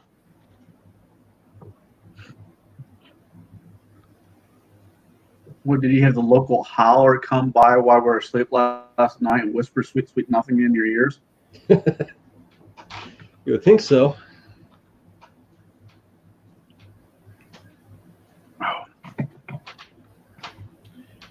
You wake up, and while the wizard's putting together a game plan, the others are at a table with some of the city watch, just answering a few questions. They're not getting too involved with it. They already had a discussion with a cleric of Justia, and the cleric seems to be doing what they need to in order to process through this. For them, there's not a whole lot of emotional involvement. Yes, no answers.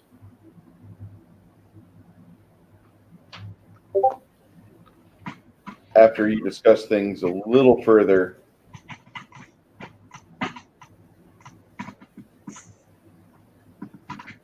they look at you and they tell you, you're not going to stay in the city for that much longer, are you?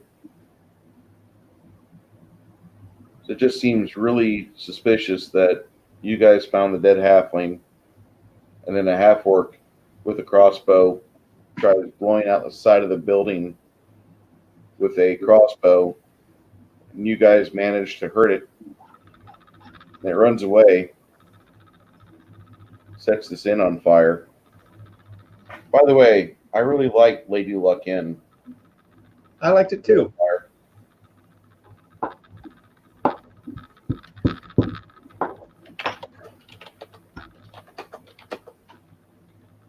It was kind of stuffy in there after the fire took place.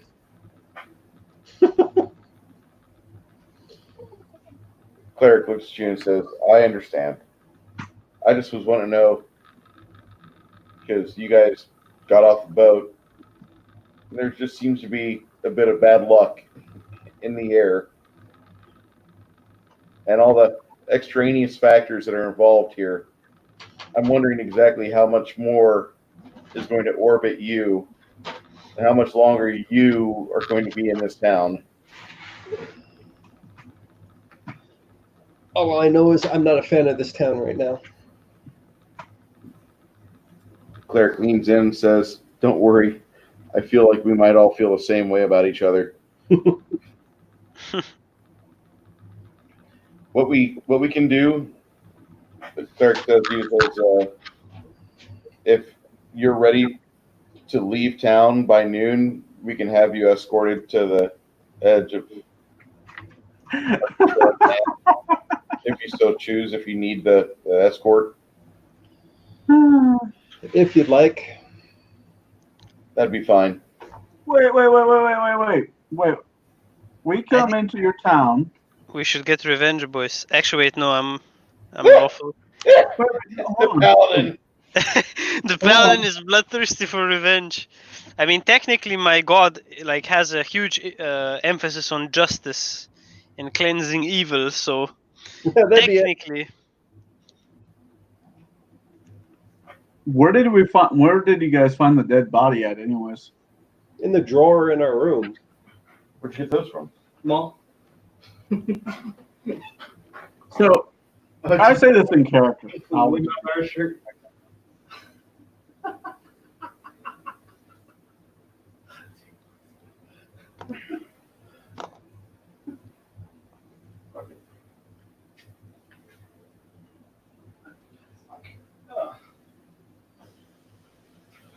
Well, No, thank you. Sure, I'll take these. Oh yeah, sure feels fine.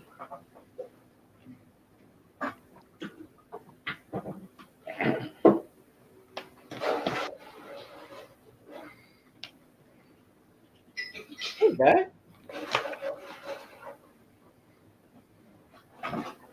What does it say? What's it say? Yeah. Still can't see it. Oh, wow. Wow.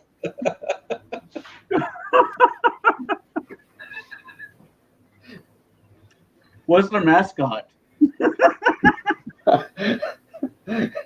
Little crown virus. Big smiley face on it. I say this in character. We come to your town. We spent 6 days on the boat, which wasn't bad. We spent 6 days on the boat. We come to your town. We check into the Lucky Lady Inn. We go to a room to find a body that we didn't put into the drawer. Then, as we were trying to rest after 6 days at sea, some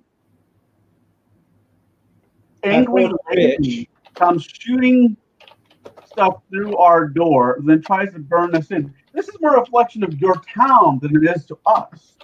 Where was the town guard in relation to the Lady Luck Inn?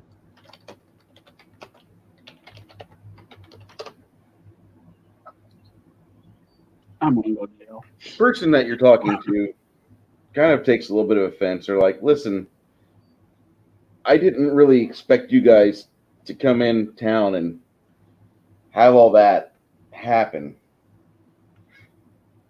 Now you're trying to give us the bum rush out, like we're at fault. At anything, we lost things. He lost his spell book. Mr. Holy back there, I'm sure he lost something. Probably a long time ago and probably kept a few things though too. Yeah, well, we're not going to go there. Yeah.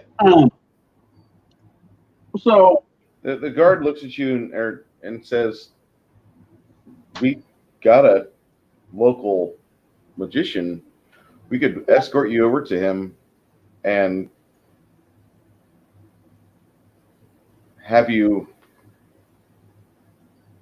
discuss and possibly negotiate for another piece if you like. It seems to be my only option right now. Making a new one isn't really feasible.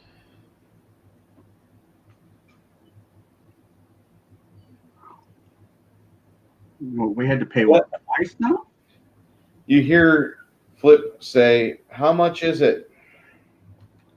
The spell book I had, about 85 gold.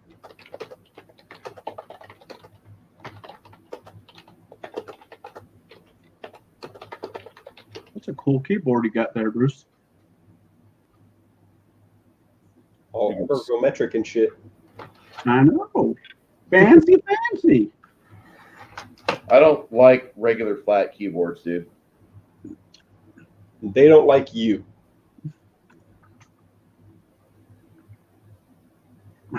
That shirt's awesome, though. Hold on, I'll get you a link for this. You ever watch Angry Cops? Yeah. Wait, real cops or just in general? No, the guy, Angry Cops. No. All right.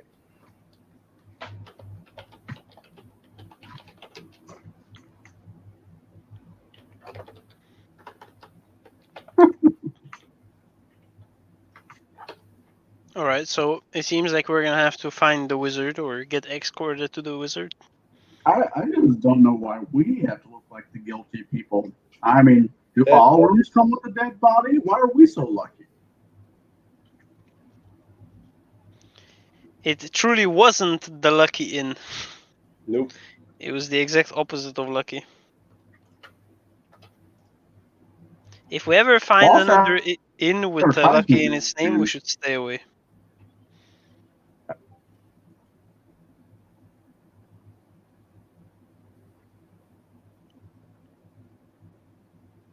Actually, honestly, we haven't even gotten to Rapanathuk, and we're already laden by misfortune. Oh, yeah. This is great. Is that a standard in my games or no? I mean, that's actually brutal. Like a wizard losing his spellbook at level 1 on the first night is actually extremely brutal. Mm-hmm. So who's this magician? The magician's name is Burley. Burley the magician. He sounds like Burley he's is got not a very, promise. very highly thought of magician. Is he attached to any guilds? That you know of, only the Arcane Order. So at least in good standings there.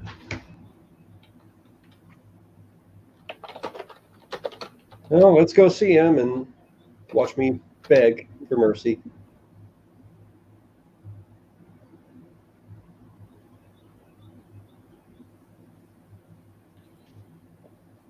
Flip looks at you and just kind of shakes her head.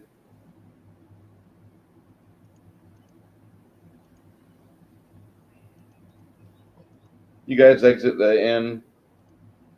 The cleric of Justia points you in the direction you need to go. This town's not that big. It's about maybe 3 miles by 2 miles, and there's this channel that he tells you if you just follow the shoreline past the district wall, going into the merchant district from the docks. It'll be on your right hand side, up the hill about maybe 75 feet. There will be a gate. All right. So when you leave, it is a fairly short walk, about maybe quarter mile. You exit the district for the port, and you wander into the merchant or the market square area. About 3 blocks down, you see a kind of a big white fence, and it's about 10 foot high. It's about 8 feet up the fence. You guys can see bluish white electricity dancing.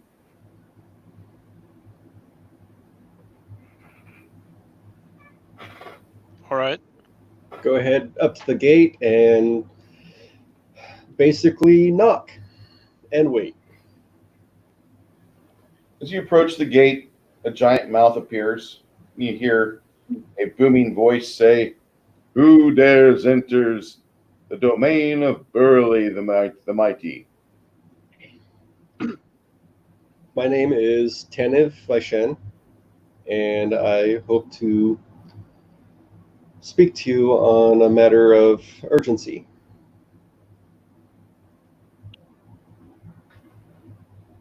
Please hold. You got put on hold. Magical hold.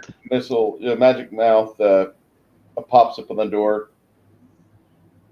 This is the answering spell for Burley the magician. Beep. Yes, my name is Tanev Vaishan. I am inquiring about the possibility of borrowing, trading, or giving service for a spare spell book, if you're willing or able. Thank you for your time. How do I hang this thing up? And while you stand there for about the next minute deciding what your next course of action will do, the gate opens. A third magic mouth pops up. Please do not touch the wall, especially above 6 foot high. Above 6 foot high, there are no restrictions for spells to be discharged to deter those thieves and those with poor moral characters and bad decisions. I thank you, and go ahead, walk in, keeping my hands to myself. It's a nice short walk up a curving sidewalk, which turns into a small stairway, and it leads to a fairly modest cottage. Maybe 2 or 3 rooms is what you see from the outside. Behind that, about 150 feet, is a tall, needle-like tower which goes towards the sky for about 200 foot. Okay. Continue on the path like I'm supposed to. When you get to the cottage, a young elf, when I say young, I mean he's like 40 years of age, Oof. steps out of the entryway and he says, I assume you're here to discuss a purchase. Yes.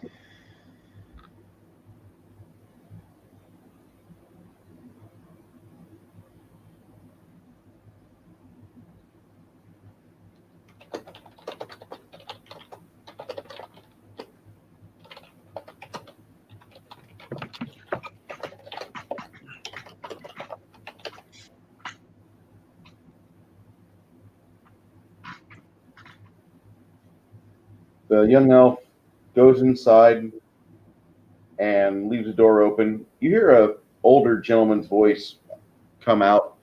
Well, don't just leave the door open. Either come in or tell me to come outside. As you request, and I walk in. It's a fairly opulent studio. He's got a writing desk and some shelves and some reagents and other items of alchemical note. Labeled. Everything's clearly labeled here. And he puts his pen down and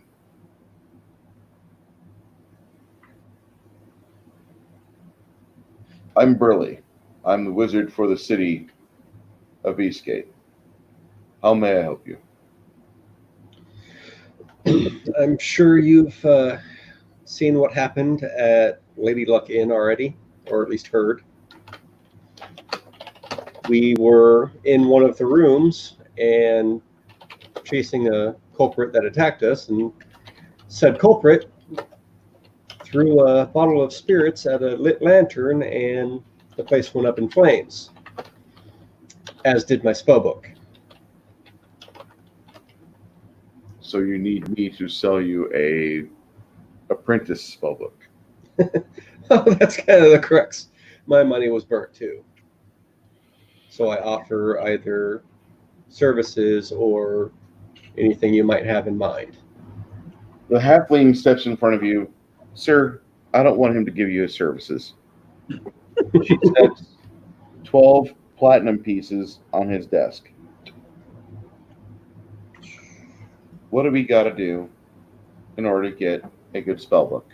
One, to where he can use it, and I don't have to worry about him possibly leaving it behind. Burley looks at the 12 platinum coins and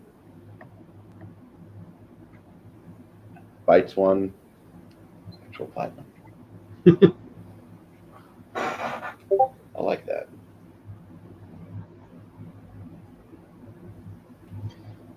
I hold a minute. I introduce myself to the apprentice.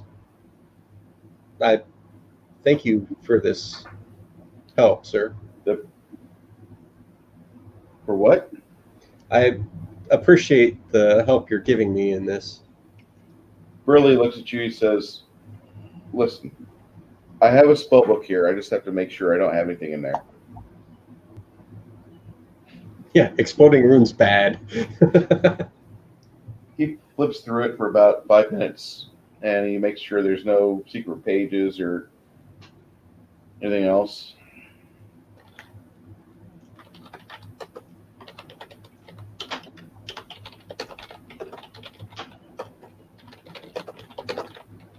I'm gonna buy a grappling hook.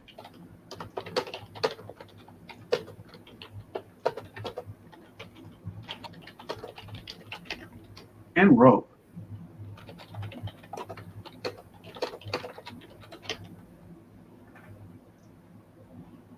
After he gets done looking at it, he says, well, what was your name, Elf? Taniv by Shen. Tenev. For the 120 gold which your friend has given me, I'm going to apply that to the payment of this, and this is now yours. Do you seek any other items of magical assistance? Not at this time, but I think I know who I can go to now if you're willing to see me again. Little halfling looks up at you.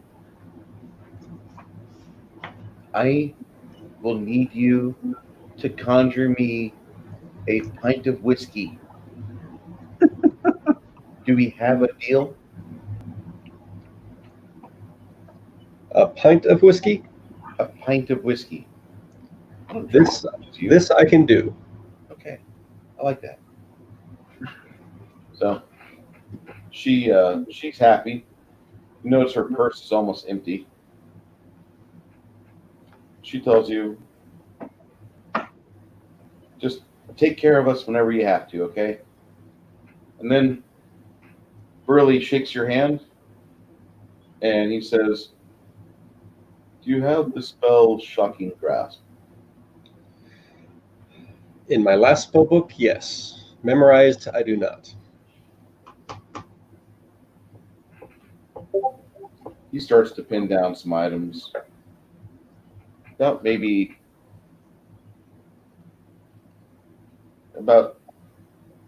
2 minutes later, he hands a slip of paper to his elven apprentice and runs off, grabs about 4 scrolls that are up on a ladder, brings them back and hands them all to you. Burley says, at some point in the future, if you would just give me another 100 gold like what she gave me, that'd be fine. This I believe I can do.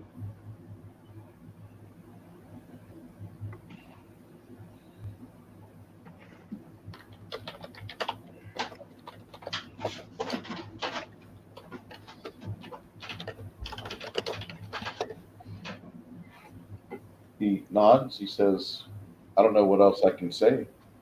I do appreciate you coming, and I do appreciate the money. If there's anything more I can do for you, you let me know. I definitely will. I appreciate your time greatly and your help. As you're walking down the sidewalk back to the marble gate, the white stone gate, you hear her flip screaming under her breath.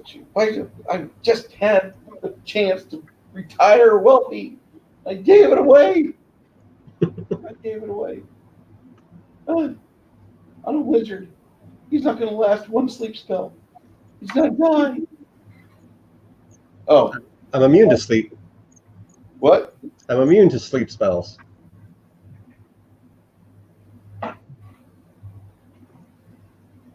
He's an elf. Yep. Elves are immune. True.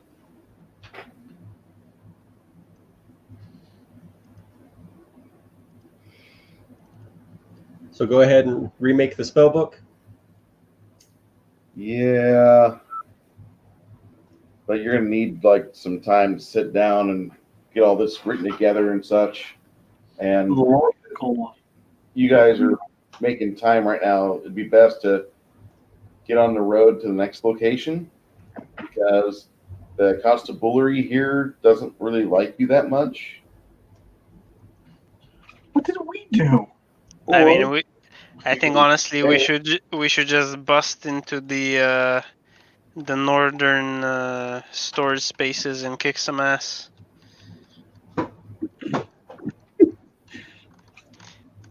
I mean, I want to cleanse the evil out of this place. There's too much evil here. I mean, first they murder a presumably innocent person.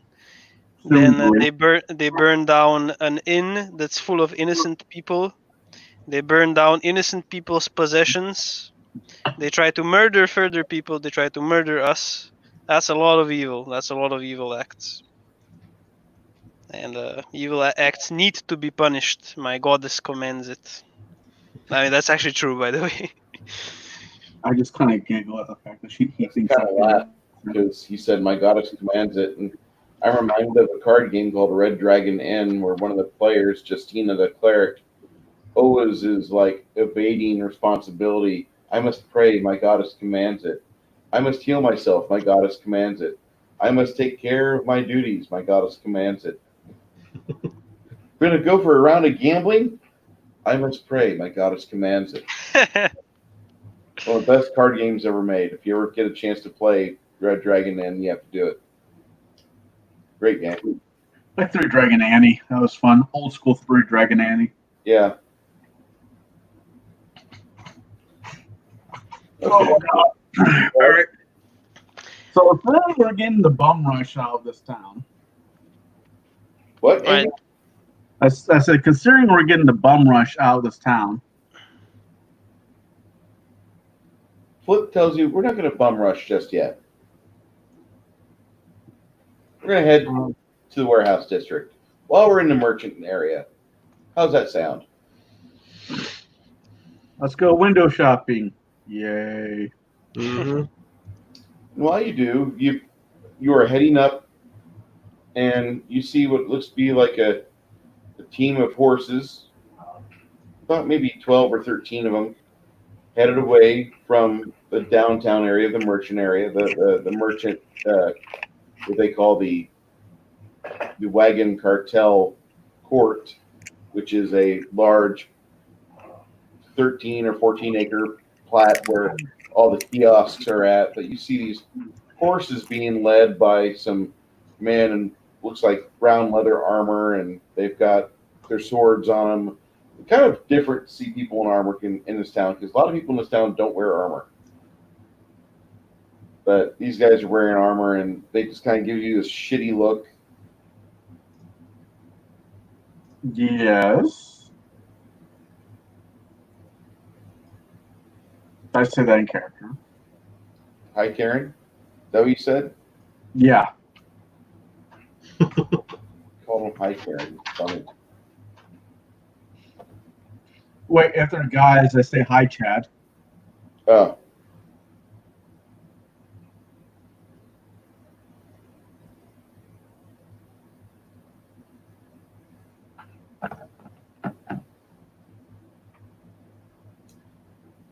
These guys look at you. You don't get a very healthy response from them. Just the feeling of the look they give you just kind of twists your knot up a bit. Makes you feel uncomfortable. I'm gonna roll for I don't know if this counts as wisdom, but the wisdom to keep my damn mouth shut before I shoot it off.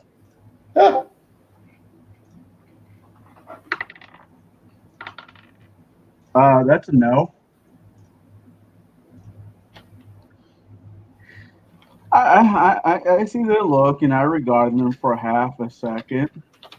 And I look at the wizard and the paladin and I'm like, huh, I wonder who shit in cupcake salad today.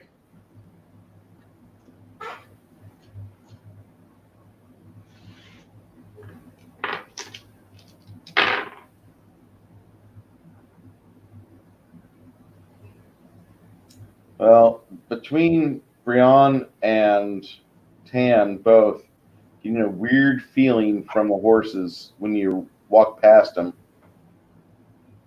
I don't know. What do you guys think?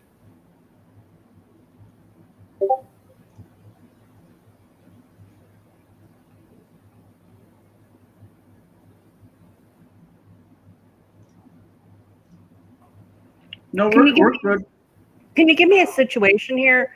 Kind of, we're walking into a town square. Is this the same place we were when everything blew up, or are we past that? We're still in that town. It's the town of Eastgate. So basically, what you missed is we found a different inn. We slept there. Then we found a magician to replace the spellbook of our wizard. Okay.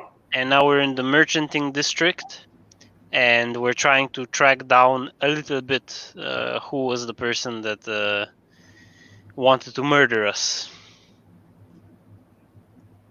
And then I got Josie and the cats over here giving us the stink eye. Yeah, they're just moving a team of horses. Mind you, both Tan and Brian are both having their stomachs knot up a bit. There's just something not right. Perception. Somebody should ask them if those are their horses or somebody else's horses. 11. No. 16. Yeah, 16. Okay. Let me Yeah. check our roll as well.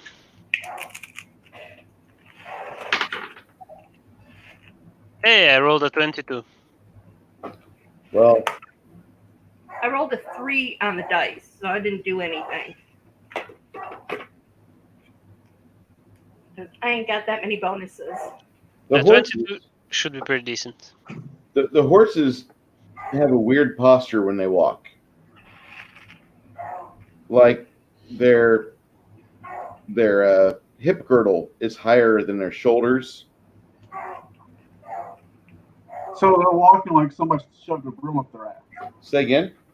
They're walking like somebody shoved a broom up their ass. Yeah. Exactly. What does that mean? Anybody have any ideas? Nothing I could say in, mixed company.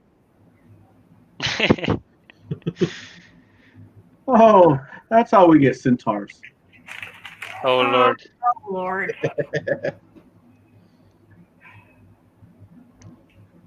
Have they been gilded? Does somebody have a knowledge nature? Yeah, that would be helpful if we had a knowledge nature going on. But I do not. I do not either. I got knowledge smartass. So I look to the nearest person nearby that might live around here. Just ask, hey, who do those horses belong to? I've never seen those horses here before. I don't see any branding on them either.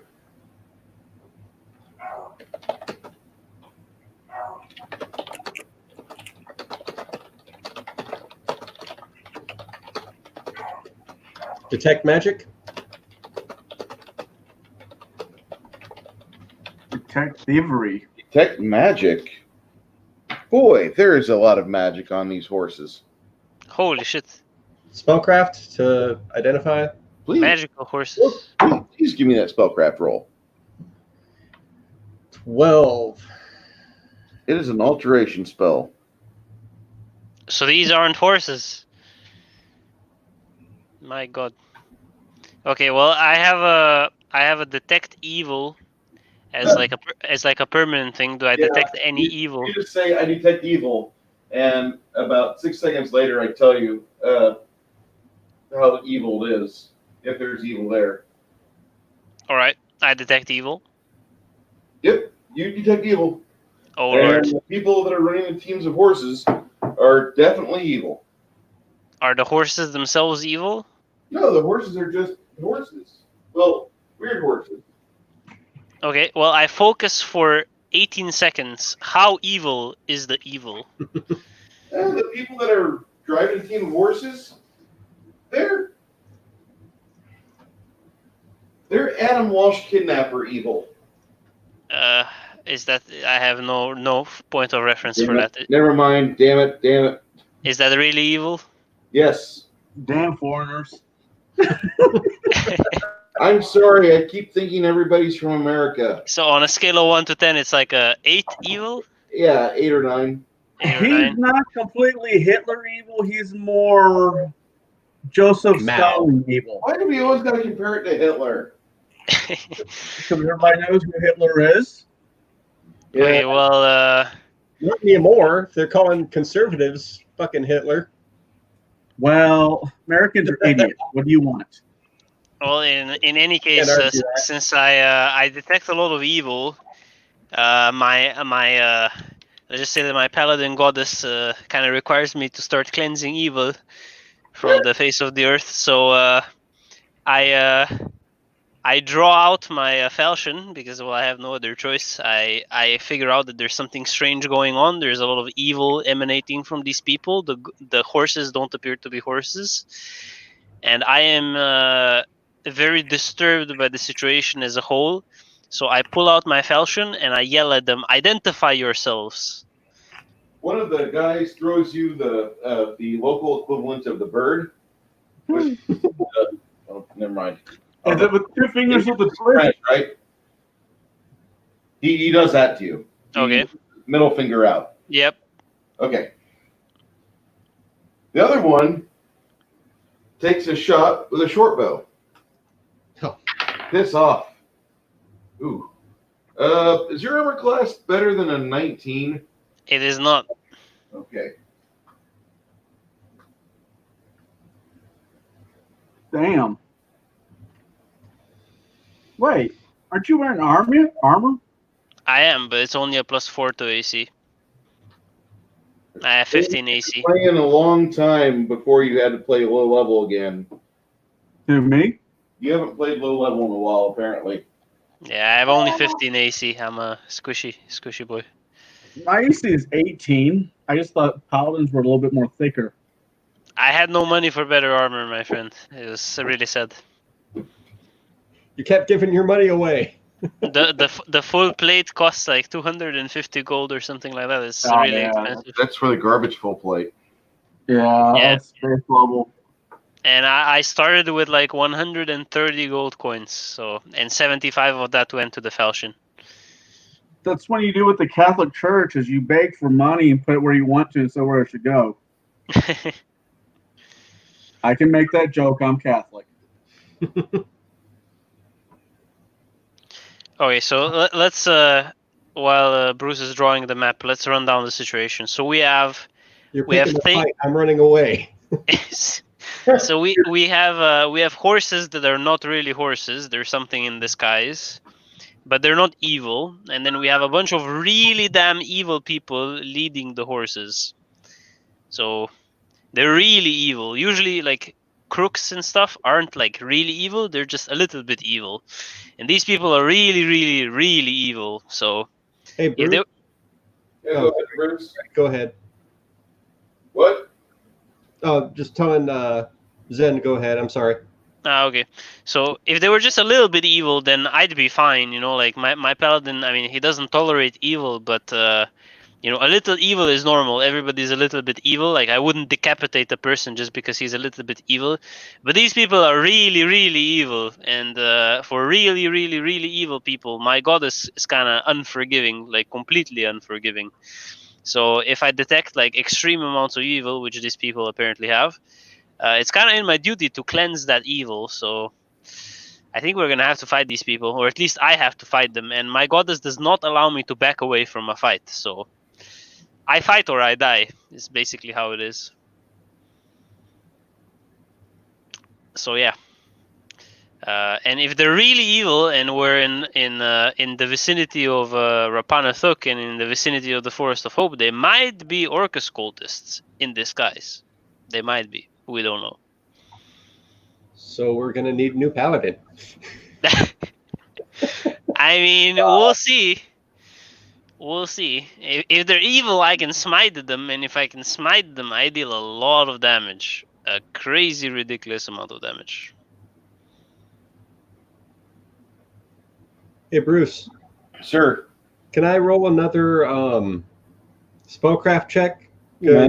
I'm curious about these horses. You said they're altered, Yeah. like it might have been a Alteration school. what? Alteration school. So they're possibly slaves. Maybe. I don't know. I don't want to give you like a concrete answer when you roll 12, dude. I know. So another spellcraft. Yeah, not much better. 14. Yeah. What if you do a detect magic on the evil dudes? Oh, we already know their magic. We know they're evil, but we don't know if they're magic. No. All right. So So, yeah. if you look at the spell again, it looks like they're under something under the polymorph sub-school. Yeah. All right. Initiative. Above our pay grade. Okay, so they're definitely not human. Plus they're evil. Oh lordy. Oh, they're not horses. 13 initiative. Okay, let's see what 4. I get. I get a 10. I got 20 the hard way. You got 20. What was yours, Zen? I had a 10. And she got a 5. Can we hear you, Faith? Yes, I got a 4. Okay.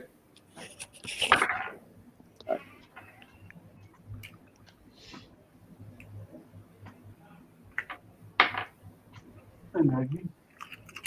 Maggie. All right. Could you grab me some paper towels, please? Andy, when you're ready. Please.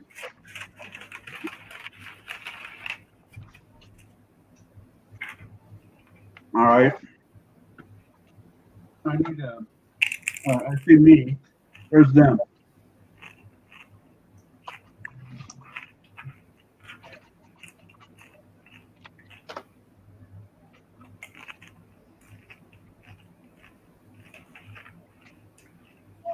Thank you.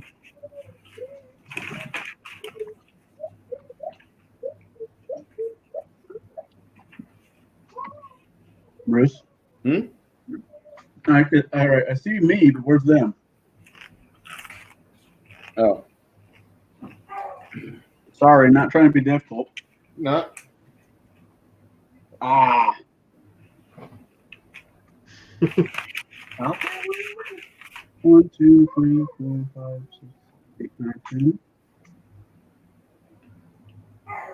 I give one of them the bird back, and I pull out my great axe, and I end my turn. All right. 10. So I'm going to go ahead and draw my dagger and cast Mage Armor. Okay.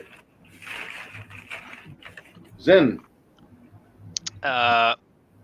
What is the distance between me and them? I can't quite see from the camera. Maybe about 40 feet. 40 feet. Maybe about that. Okay. Question: as a swift action, can I cast Smite on the closest person and then charge them? Swift action for smite would actually be, as a swift action, my next melee attack will get a smite. Yep. That's how smite works. Yep. That's what you want to do? Yep. All right. So as a swift action, I want to activate Smite on the closest enemy. Then I want to charge them and attack. All right.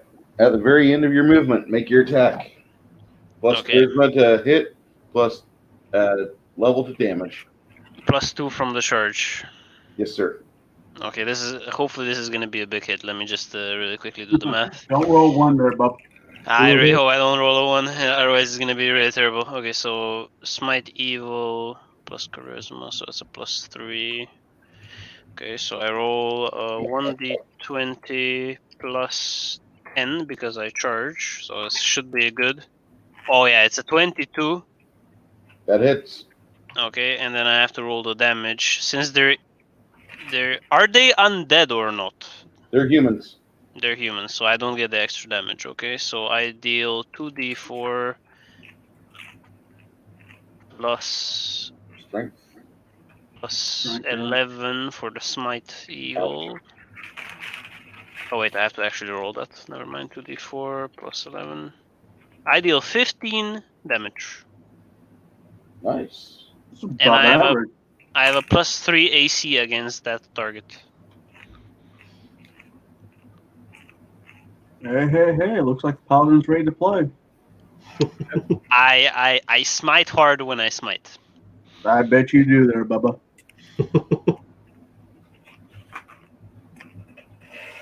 She's going to do a sprint, which allows her to cover the ground and take up shelter behind the paladin. She's currently flat-footed. This woman steps forward, and you two need to make a saving throw versus Will. Versus Will, okay. Who does? The paladin and the halfling. I have Okay. a +2 to will save. Is the spell from the enchantment school?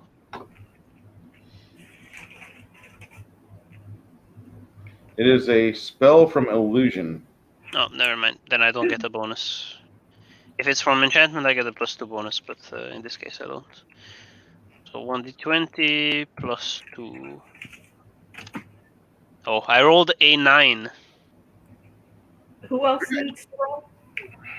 A vivid cone of clashing colors springs forth from her hand. You two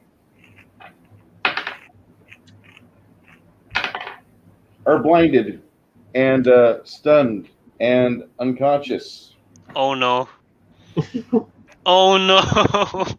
That went terrible. Yeah. Correct me if I'm wrong, but isn't that blind permanent? Wait, 1 second. No, it wears off at the end of color spray. Just I 1 thought it second, was. actually. I might have missed something.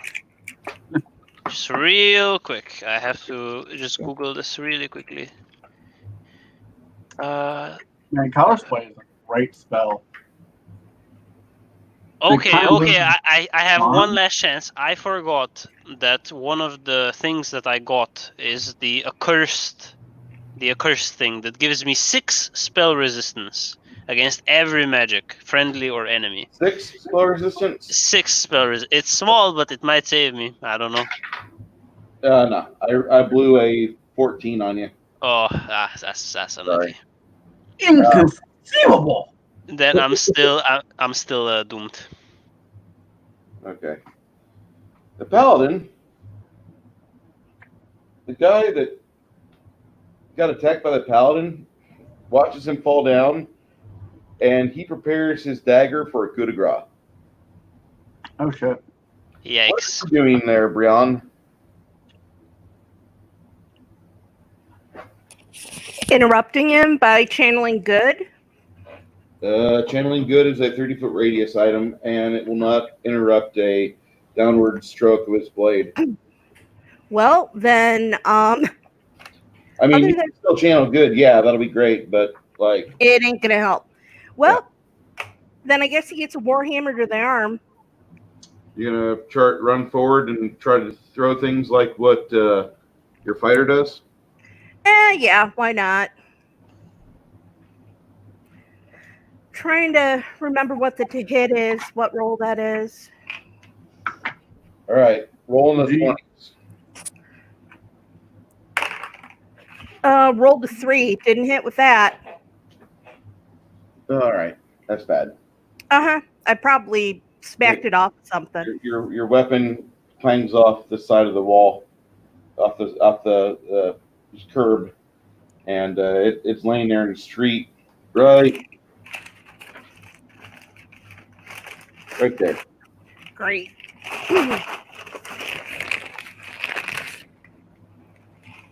Back to you, Andrew.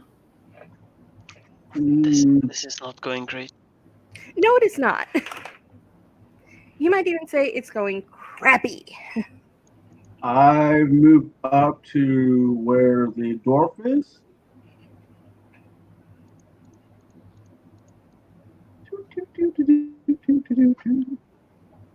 That's 40 foot. Moving back by 10. Okay. And the guy who's about ready to critical our favorite sardine can, I'm going to throw the great axe at. Okay. Roll high. Roll better than I did. That would be a 19 the hard way. Okay. Because of distance, that's not going to make it. I don't suffer distance. How far away is he? 30 foot. That's range increment of 10 feet. Projectiles with improved range +1 to hit. Yeah, -6. No, -4. My bad.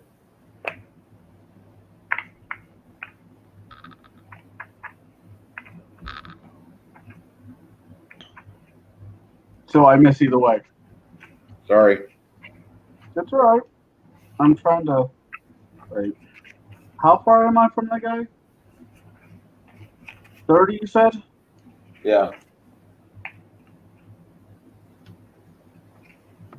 I got a point blank shot, which gives me +1 up to 30. So that's a 5. Yeah, there's nothing I could do. Sorry, Hoss. It's all right. The whole reason why I picked throw anything is I don't suffer any penalties, I thought.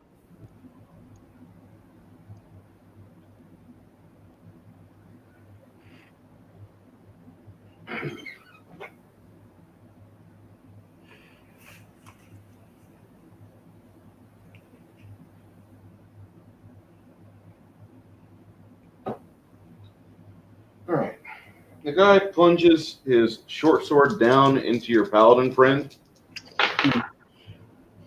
for a total of 16 damage. Okay, well, I am alive at 3 HP. And he suffers 2 dex. Okay. I suffer 2 dexterity damage. Yep, he cuts you along a tendon and on your legs and reduces your dexterity by 2 points. Okay, -2 dex. Got it. Okay.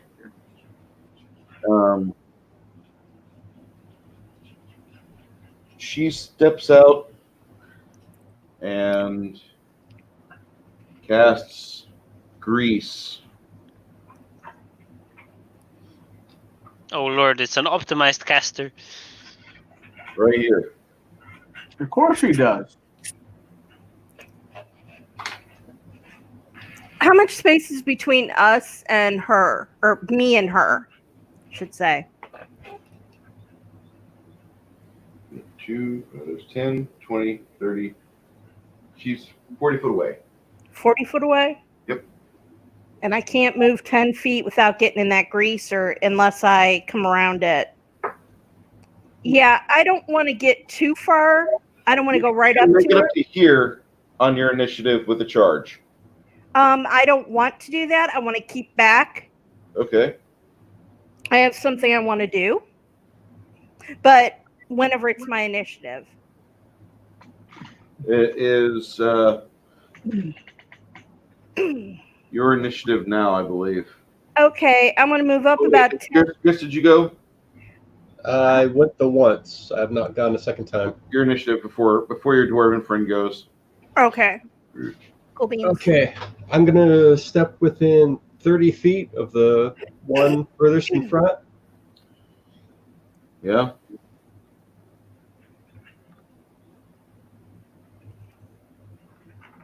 Be right back. Wait, where am I? Go out. Come on. See. My bad. Right here. Okay. So which one's the closest enemy?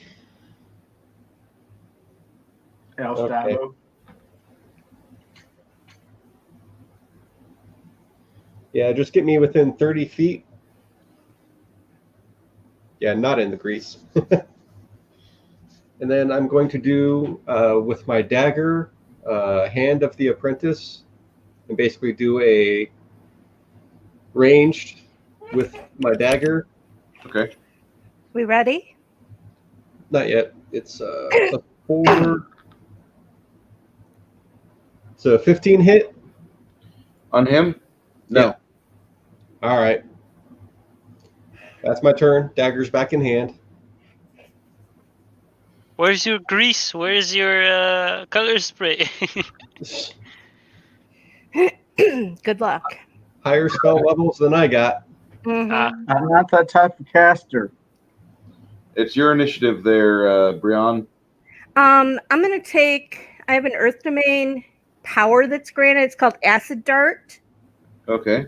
and it deals 1d6 points of acid damage plus 1 point for every 2 cleric levels you possess. You can use this ability number of times per day, plus equal to 3 plus your Wisdom modifier. So I'm gonna shoot it at this thing that's attacked, or this guy that's attacking our paladin. Okay. Okay. How far is it hit? Okay. Standard action, you can unleash an acid dart to any foe within 30 feet as a ranged touch attack.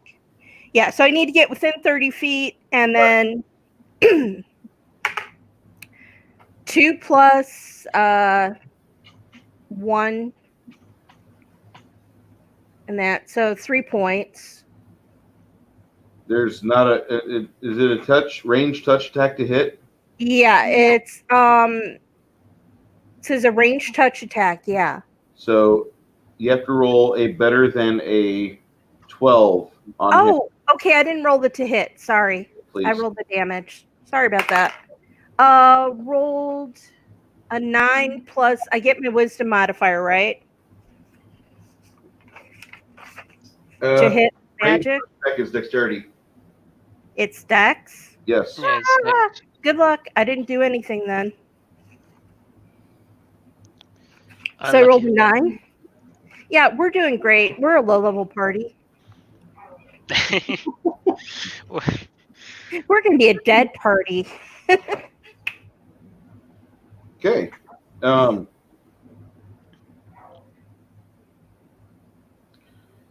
What are you doing, Andrew? You're just at the edge of the grease.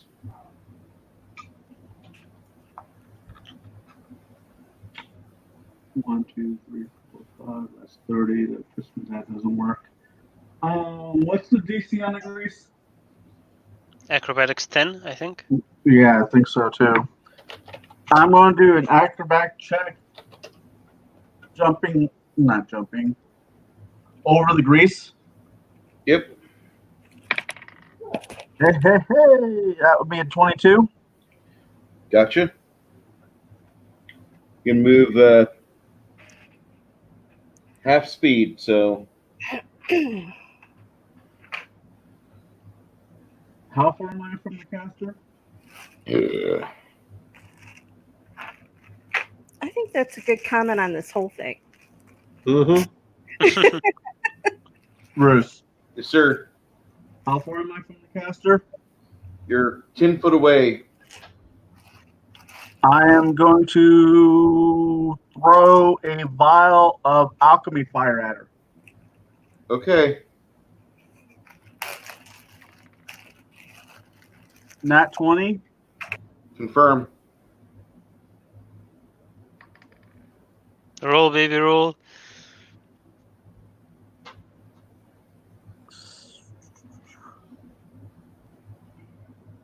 Waiting for Faith to read. That would be. What does an 18 buy me? A what? 18. All right. Critical hit.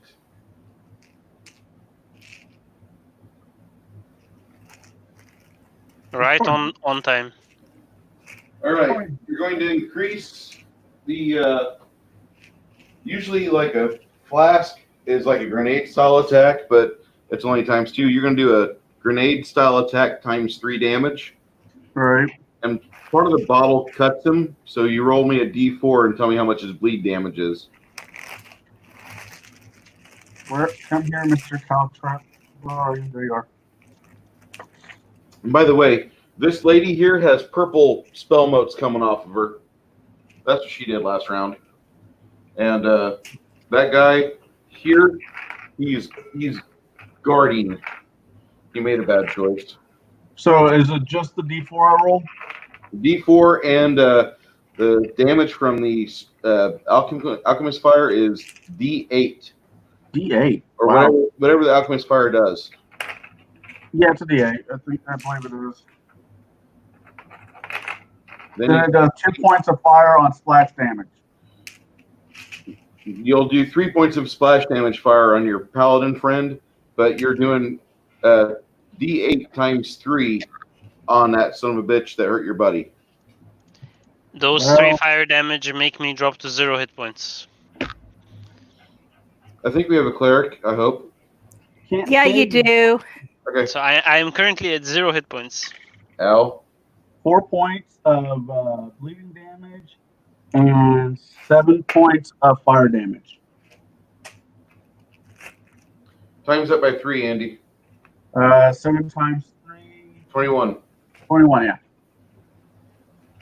He gets knocked off his feet and is bleeding from the throat pretty bad. What are you doing there, Wizard? About the same thing I tried last time. Okay. Hand to the apprentice with the dagger again. Ooh. Will a 18 hit? On her, yes. All right. And that's 3 damage.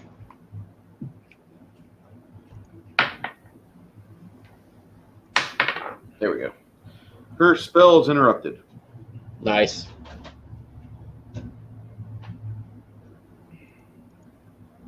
Maybe we'll get out of this alive. Maybe. I'm thinking I might pick up that monk. Monk. What does that work? Come on. Monk levels with wizard. Sin, no, never mind. I am Sin- unconscious. Yeah, you're unconscious. This guy tries to stabilize. Nope. She will cast Flaming Sphere right here. Oh, man.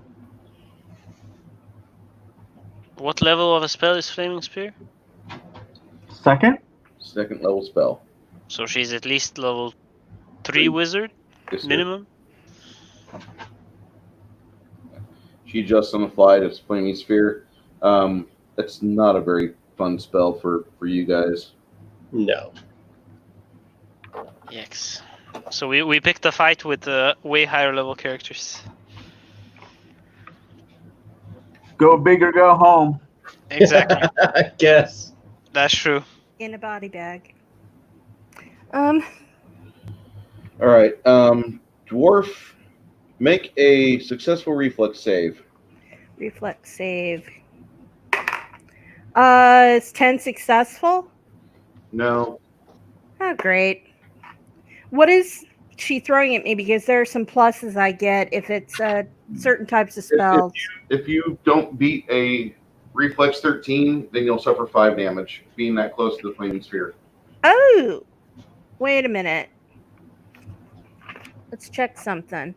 I'm hardy, a +2 save versus poison spells, and spell like something I can't read that I put on here. Spell like abilities. Yeah, Get a +2. yeah, 12. That's not enough. I need 13. Ugh. Okay. Wizard, How many hit points did I take? 5. Oh, joy. Despite all your rage, you're still just a dwarf without him. Never mind. Nothing works there.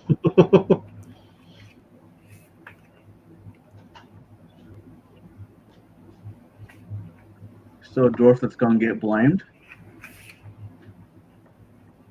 Say again, brother? I don't know. Fucking around in my head. Okay. All right.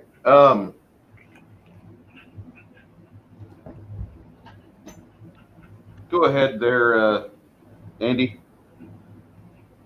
No, wait. I apologize. Did we have... Yeah. You did Hand of the Apprentice, didn't you, Chris? Yes. Yes, I did. Back to you, Andy. I move up closer to the spellcaster. You do what? Move up closer to the spellcaster. Base to base? No. Put me at least about there, yeah. And I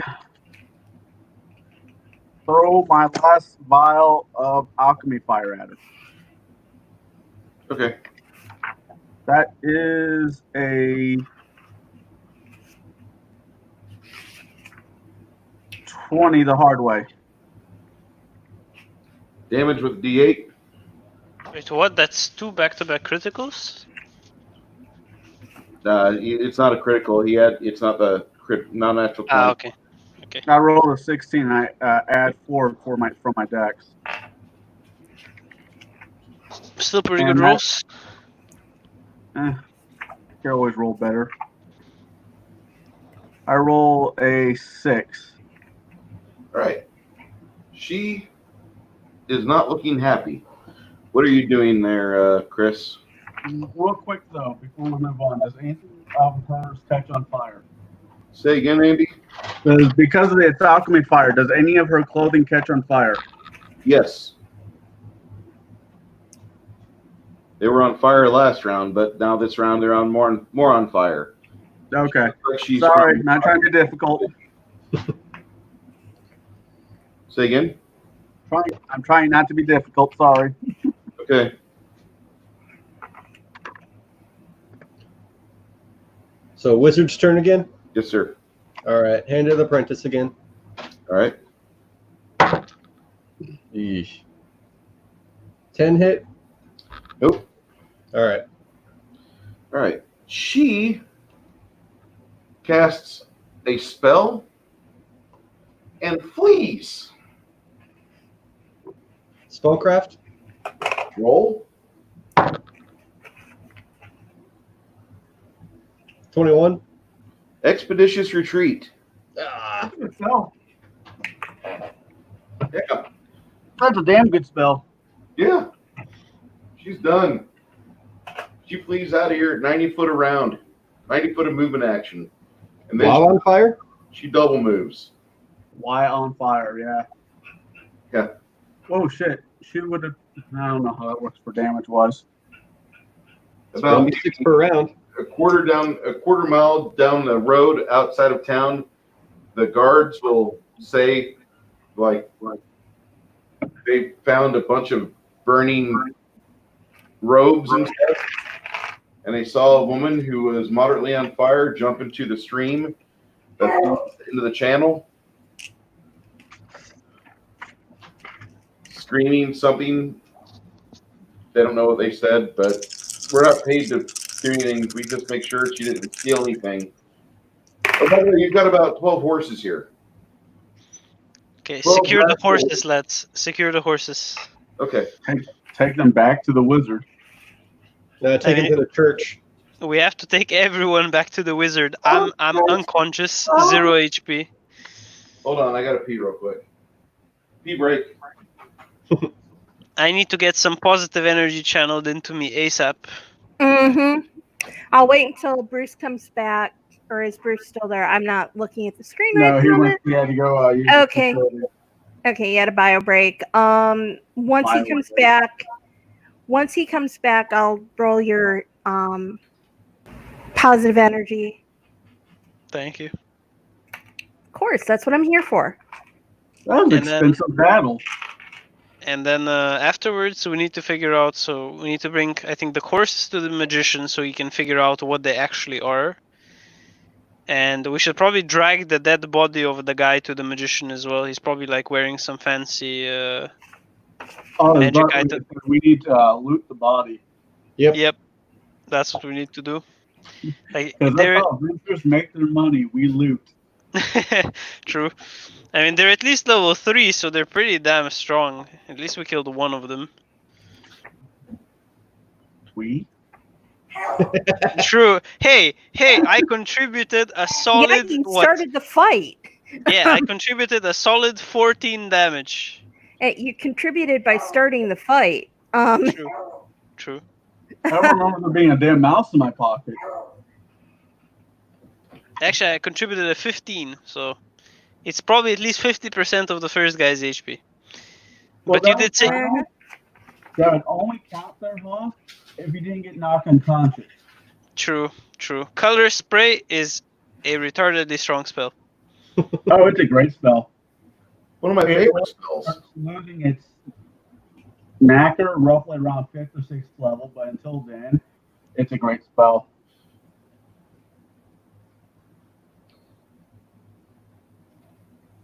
You guys are getting healed up by your friend. A bunch of the town guards will show up. And Do I need to roll?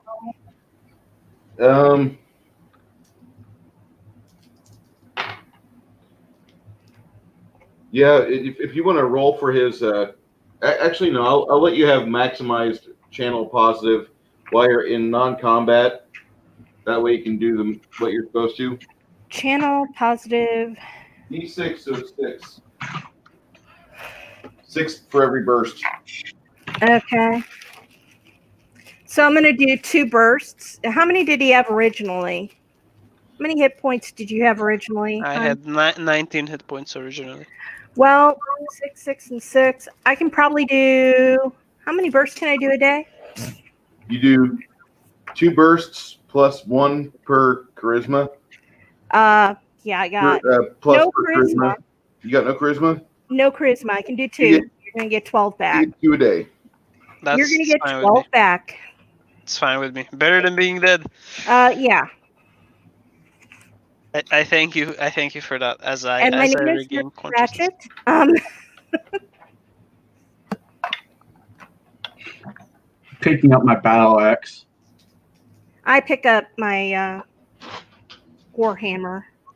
Did And I'm gonna loot the body. did she drop anything on the way out? They show you the torn up robes and the belt of melted potions and all the other stuff. I mean, there's nothing that's salvageable. You can churn it for silver at the leathersmith. He'll be glad to give you like an extra 5 silver for all the shit that you brought back. I'll do a perception check on the dead guy's body to see what kind of items he has. That's probably a good idea. And that is not a good idea. I rolled an 8, so other more perceptive people should probably look. How about appraise? First, we have to find what he has on his person. Actually, wait. If we take 20 minutes, we can take a natural 20. No. Yeah, you can. Okay, so we'll just Perception- completely search him. Perception 19. Perception 19. Yeah. For searching. You don't really find a whole lot. This guy that you've got here, the character that's got the slit throat from the broken glass, Al. That's a bad way to go. Yeah, it is. Burned and then bled death. Yeah, not fun. He really looks like the type of dirtbag that when you guys look at him, like there's just something evil about the dude. Worse yet, when you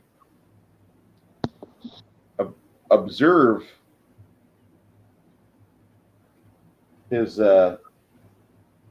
possessions, you start looking at him under the spells or under the detection spells and divinations. You find out that he had a magical sword, but whenever one of you guys grabs it, you pass out. Unholy. Yep, it's evil. Wait, I'm chaotic neutral. Should it affect me? It makes you pass the fuck out. Oh, all right. So it's really evil. It's a real evil sword. Can I Wow. knowledge religion that sword? You guys really even can't mess with it because you start to examine it, you put it in your hands, and then you pass out. Oh right. Okay. It's So you got to wrap it up. The church of Jambor will be notified about it, and one of their higher priests, one of the curates comes down, and she deposits it in a magically dampening white bag, and they haul it off. The cleric of Justia kind of exhales loudly when he's taking the report. He's kind of looking at you guys like, fuck. Again. You guys are going to get yourselves killed. I saw you. As I pointed to the paladin, yeah, we're gonna. You're not even supposed to be here. We're trying to leave. Yeah, What's we your are day trying off? to leave. You've got 12 people that are naked, and they are chained together like a team of cattle. They have no idea what the fuck is going on. They tell you that they're from different parts of the globe. Some of them speak different languages. You stumbled onto a very nice little slave ring. Congratulations. Oh thank shit. you. I think we can. I think we can put the strings together. The information they're trading on the docks is probably slaves, no? Yep. and they're probably smuggling them as horses with the help of evil henchmen. I have a question though. So when I detect evil on the guys, does a knowledge religion help me figure out what kind of evil it is? Very lawful. Lawful evil. My Lawful awful. question is slavery illegal in this part of the world? Yeah. Because that's not always the case. Most municipalities, the cities, will have the slavery be illegal. Now, certain provinces don't have anything about it because it's a huge gray area. But a lot of local governors that want to make themselves like friends to the goodly folk, they'll write that in as one of their edicts and laws. Over here in the Etchen province, is slavery illegal? Yes, because you have Bard's Gate and Endhome not too far away from here. Okay, just curious. All right. Does the man have anything else on his person except for the evil sword? And he's got some magical chainmail. Has some really interesting gems, which look at his which look like they've got some magical properties to them. Oh, I'm guessing they're evil. You No, know, not really. This chick. Okay, I would like to look at them. I have appraise, and I have quite a few bonuses for gems and things like that. But also, can you detect and see if these are evil? Because I'm. Yeah, I can. I Yeah. guess. I mean, I focus on them and I use detect evil on the armor and the gems. Yeah, that's easier for you to do. And I stare intently at them for 3 rounds, so I get to see how evil they are as well. Yeah. I'm thinking pretty flippin' evil, but Yeah. yippee. Or they're not, and you just wasted 3 rounds. Hey, it's not a waste if it keeps us from doing something stupid. That really depends on who picks them up. Yeah, well, I'm going to let him play with it because he's the paladin. He started this, and I'm just going to try and figure out how much we can make off of it. He starts it, I had to finish it. Yeah, I'm going to try and get us some money so that we can Don't actually... send a boy like that. Dude, it was one fucking do or die spell, and the die were against him. Yeah, I totally get it. I totally get it. And it sucks. And that you did a good job though, and that all of us tried. And that so I got a couple damage in. yeah, I mean we all did what we could to try and stop these Idjimamets from doing what they were doing. So, do we see any evil in the gems or the armor? No, you don't. But what you do note is that one of the gems is actually kind of like a gem of storing, and it functions like a handbag of holding or a what do you call those? Handy haversack. Handy Yeah, it's like a haversack. handy haversack. Okay. Excuse me, Zen. Can I have those for a moment?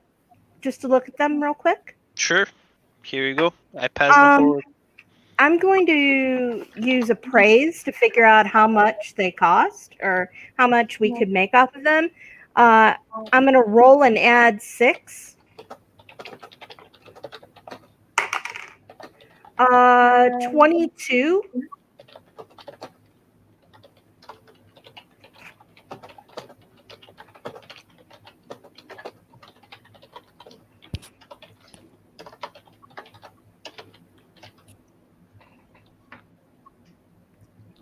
With 22, you said? Uh-huh. All right. Well, you figure out how to utilize this, and when you reach your hand into it, what you pull out is just a invoice with the names, or not even names, but it's got like the destination that these horses were going, how many male horses and how many female horses.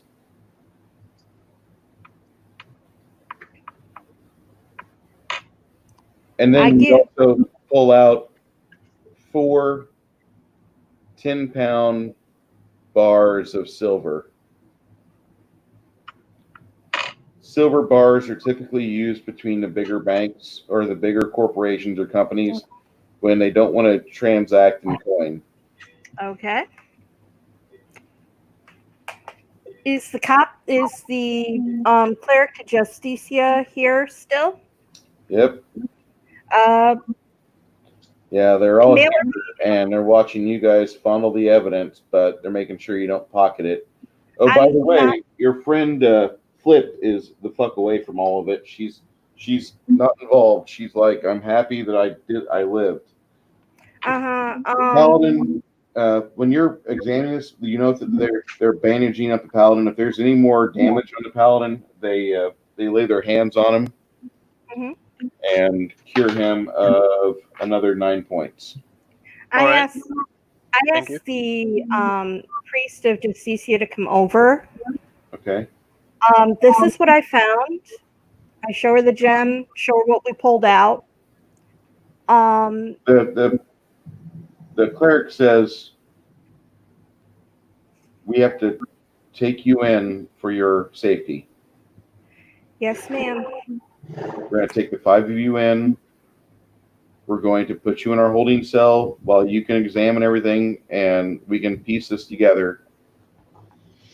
This is wrong. All right. So, did we identify? We said magical chainmail armor. Can we identify what in particular it was? Yes. The chainmail armor that you have, or that you sample on him, you guys will come out with +1 chainmail. It'll suit a medium-sized person, and with a little bit of difficulty, a dwarf. Dwarves are built a little different than humans. More torso, less legs.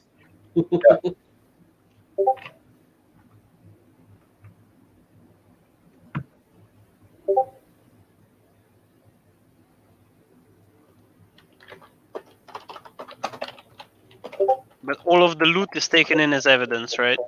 Yes. You guys are escorting it all in. All right. Well, the priests know that these people are evil, though, right? We did tell them that the horse. Priest Jambor knows exactly what's going on. The priest of the cleric of Justia is shaking his head, going, "Fuck! Why couldn't this happen on the night shift? I was almost done with my day. Now I got to stay." Sorry, not sorry. Yeah. All right. Well, I guess we comply. I mean, We're we the have good to guys. comply. We comply. Yeah. Yeah, we comply. Come on, Flip. Flip goes in with you. I'm not. She says, "This is totally what I don't want to deal with." And as she's walking in, one of the guards asks the little halfling, he's like, "What's wrong? Don't you guys realize that you're going to be heroes?" And Flip says, "We're going to get attacked. We're going to get attacked, and we're going to get possibly murdered because this is bigger than us."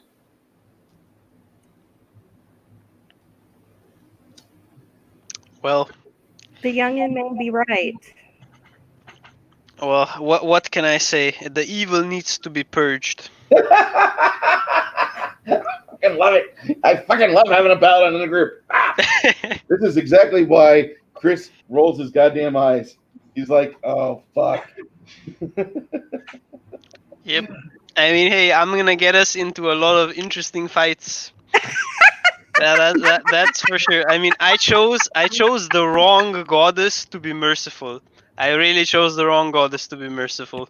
I like how he picks the ones that are tactical. Like my goddess is really not merciful, and that was a poor tactical choice. Mistakes were made. Yep. I should have chosen like Iomidi or however she's called, like the goddess of grain and protection and whatever. Iomade isn't in this universe. Oh, Jesus. That's a Paizo beauty. And she's a This bitch, is too. why I resisted ever becoming a paladin long ago. Oh, I refuse to play Paladin. Yeah, I know. I Absolutely can't play it. refuse it. I just can't swing it. I mean, this sentence tells you everything. Her symbol is a blood-red uplifted sword on a wide background, symbolizing her endless fight against evil. Oh, dear sweet Jesus. She is the tireless foe of all evil creatures, undead, demons, devils, in particular her sworn enemy. So I cannot permit evil to exist, basically. Yeah. Yeah, we're bummed. You guys doing that? If I detect evil, we're purging. If it's big evil, we have to purge it. If it's small evil, like I can't like decapitate the person in the middle of the street because he stole a loaf of bread or something. But Hey, that's only evil if he puts jam on it. If he just steals a loaf of bread, that's not evil. Okay. That might be survival. I mean, Well, in any case, we comply with the clerics and everyone. Yeah, sure we And do. we see where that gets us. In jail. Yeah, pretty much. Yep. But only for a little while. Uh-huh. Keep telling yourself that. I asked very politely, kind sir, could we please have something to drink? It's been a very long day.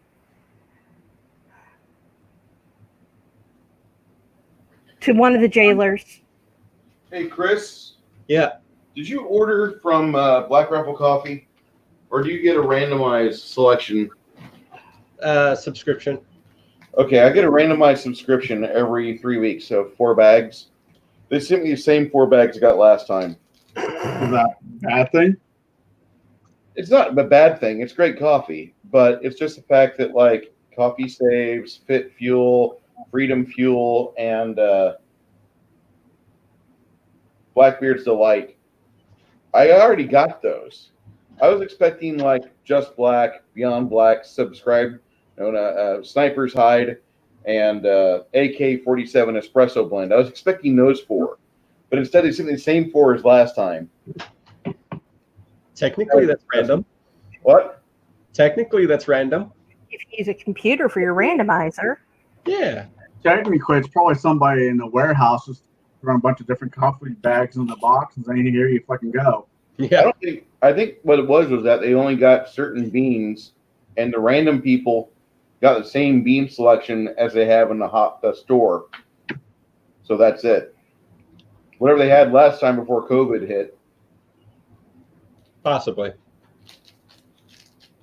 It was just weird. Okay.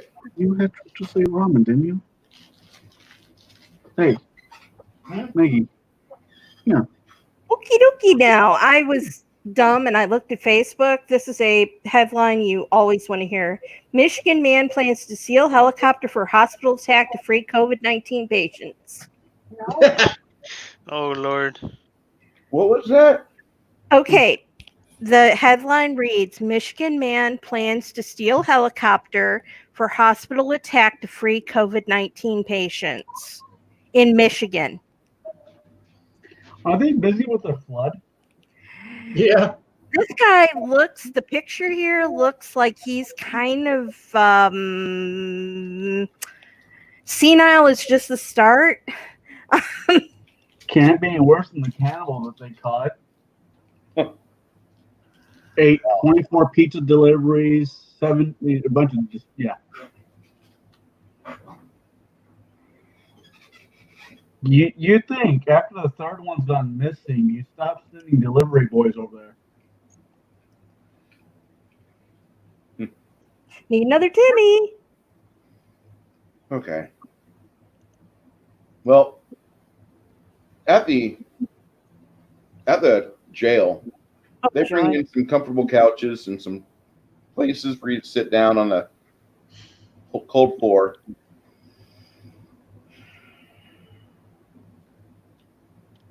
I started looking at the lock on the door.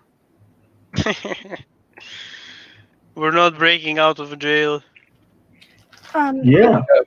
Anything you need to identify, like this guy had, after you let your little rogue crawl all over it. Oh my god, I rolled a natural fucking 20. Your rogue crawls all over him and starts pulling apart of the secret pockets he's got on him and all the other various wealth that he had stashed on that nobody could find. She lines up an additional 10-pound bar of silver. Nice. Where do you have that stashed? She doesn't You disclose. don't want to. Okay. That's why I didn't find it, because I wasn't going there. It was hidden in his prison wallet. In his anal wallet, what? Prison wallet. Prison wallet. And on that note, Well, after she goes about, she has some items of his that he had stashed inside his pockets. A small pocket knife. Looks like he had a couple pieces of bark on his person too. You don't know why, but he did.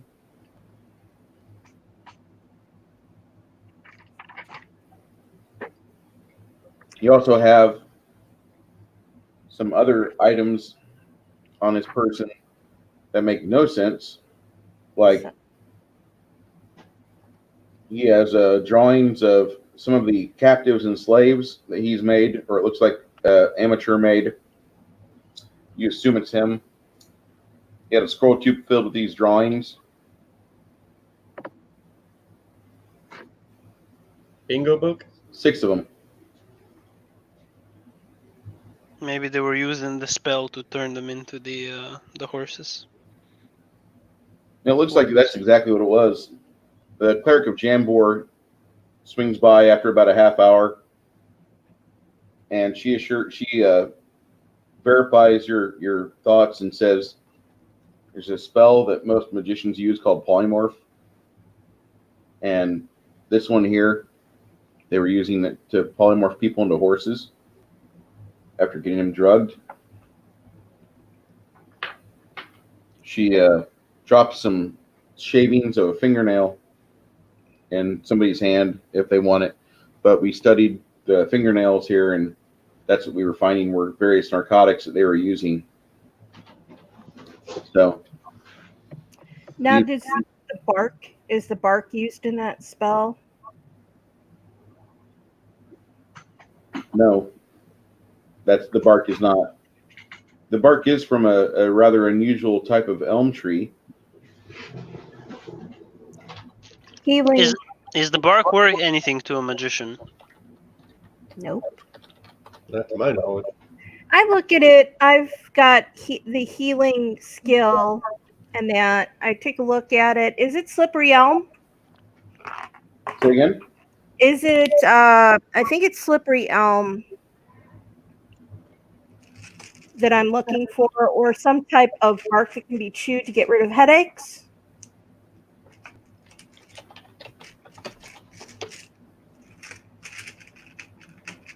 It's a naughty pine.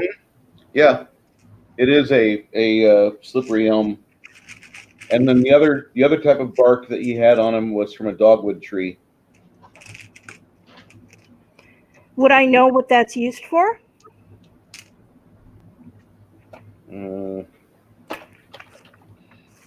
Is that healing? It would be under healing. Go ahead. Okay. 19. Fever and ongoing diarrhea. Okay, I tell him that. It's his med kit. You need that after eating nachos or Taco Bell. No, if he was traveling on the sea in a boat where they were putting these slaves, this would make sense. Dysentery, that goes through a lot of seagoing vessels. If he has a headache, any of that stuff, it'd probably make sense. Wait, shit.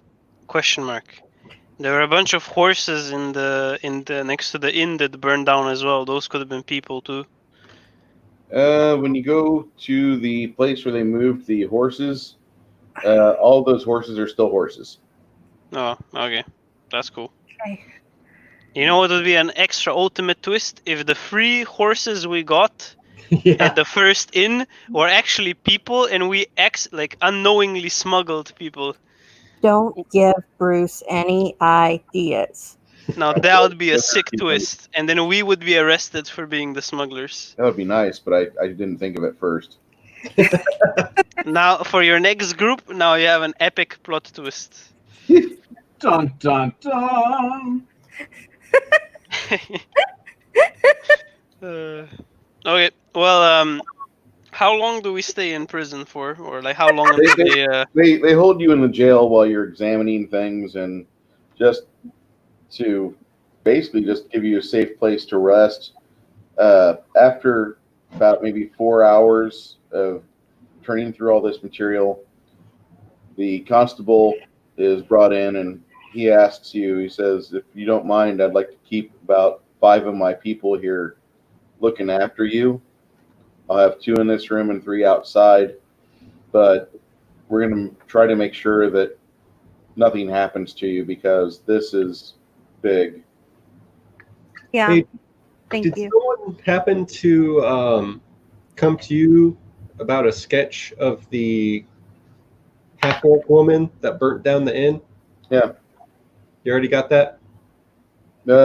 We didn't realize that, but she tied up into this too. That's interesting. No, technically we don't know that. Yeah. Yep. It'd be interesting if she was. It'd be nice if she was. We could. I mean, Oh. the body that we found might have been one of her victims, and she only came back to clean up the area. It might be a whole different scenario. Possibly. True. But if you want to sit down, I'll help you with a sketch on it.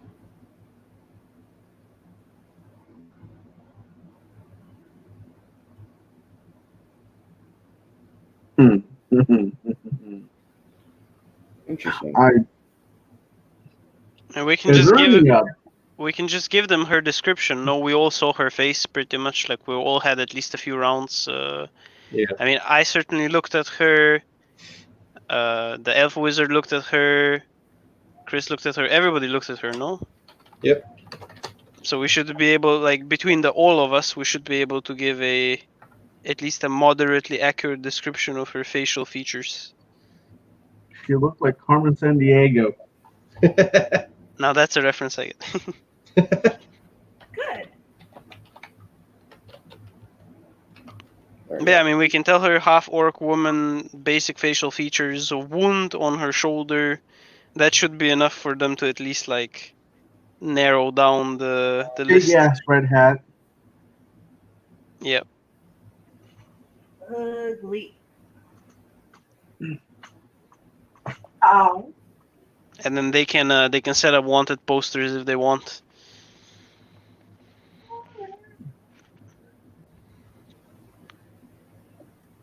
In the meantime, I'm interested if we get to keep the loot. Apparently, your god. is This not- woman looked like Toby Keith without the mustache, but with the mullet. I think that they started calling it evidence then. Sadly. But we risk our lives. We deserve some payment for our great service to the community. Really? Yep. I mean, we literally just saved 12 people. Actually, wait. Why am I the one making this argument? No. I was like, excuse me. I think maybe that's more. Yeah, the good deed is reward enough. That's what my paladin says. Yeah, let's reel it back there, Mr. Paladin. Yeah, I mean the magical chain armor would certainly be nice, but the good deed is good enough. It is I a reward remember that in later itself. down the road. It is a reward in itself. Little I Halo. say Norman bullshit. Do you guys want to stay here overnight and rest in the jail, or do you want to go to somewhere else. I mean, this is a pretty secure location if you want to rest. Free. Let's rest in the jail. Plus, it's free, and we Yep. seem to keep bringing bad luck everywhere. Yep. You I get mean, some food. If In the the enemy morning- assaults the prison, then they're dumb. Yeah. I asked the guards if they have any cards. Oh, dear sweet Jesus. We leave all this card. After we're leaving, we're going incognito. We're going under the radar. We don't want to get attacked. It's something we thought has been going on for a while, but whenever we don't have evidence, we can't prove it. You guys just busted something open pretty horribly. So if I were you, I'd just watch your back. At that point, your little friend, Flip, she asks, how many dogwood trees are around the city of Eastgate? Probably not that bloody many. And one of the guards says there's one on the north end of town. Oh, the north end of town again. On the north end of town where there's a little opening from the channel and the mountainside. But That would make sense if they were bringing the slaves in and out. This is an above board. I actually went to Maryland. We were at a cemetery. I found out it was a slave cemetery. There's this beautiful canopy of trees that looked like a tunnel all the way out to Chesapeake Bay. Found out after doing a little research that it was where they used to bring bodies from the ships that when they'd sail in to slave trade. And that, so yes, real life example here is exactly when you said that, but back as a character, that'd be the perfect place to bring people in and out. Yep. Plus the guy at the inn before it burned down said that shit's going down at the north side of town. So Yeah. and it rhymes as well. Mm-hmm. So yeah. It appears that the north side of town is where we'll be going next. Wait. Okay. So I tell this information to the constable at the prison. That I don't reveal who gave me this. I don't reveal who gave me this information. I just say that I received this information from a reliable source, and we give him our deductions about the tree. And I asked them if they would be willing to support an excursion with the priests or the guards into the north side of town, into the warehouses, to uncover this this mystery, I guess you could call it.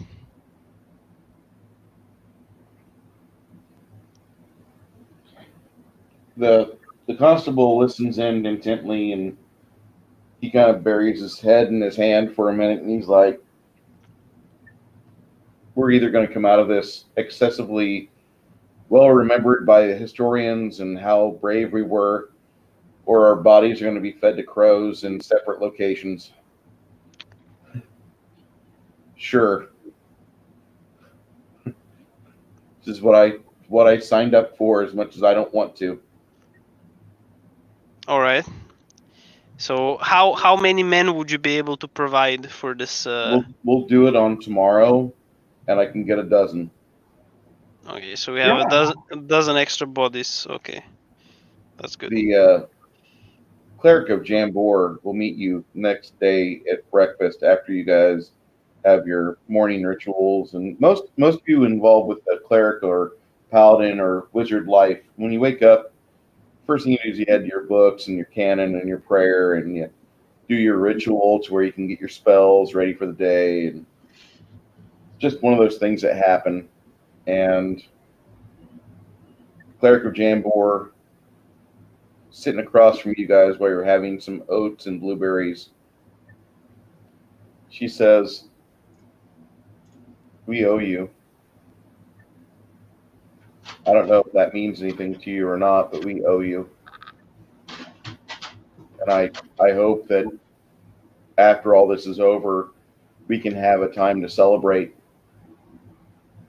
because this wouldn't have happened without your intervention, without your destruction, or without your disturbance, or your common sense, or whatever it was that triggered it off. See evil, kill evil. It was the fire talking shit to an asshole. So I'm going to step away with Flip real quick. With what? And with Flip, Okay. and ask about the location and possible estate name for the deed. I'm not from here. Oh, it just says something about Keep Calellen. It's in the Okay. Eastern Province. It's within the taxable lands of Bard's Gate, which is really weird because Endhome is closer to it, but whatever. But it is supposedly a furnished and finished keep and about 20 acres of forest. Okay. That sounds like a good home base if we ever get there. If we survive long enough, I'd love that. That's true. that is very true. I look at the cleric, and how attached are you guys to the was it chainmail shirt and the was it 4 or 5 bars of silver?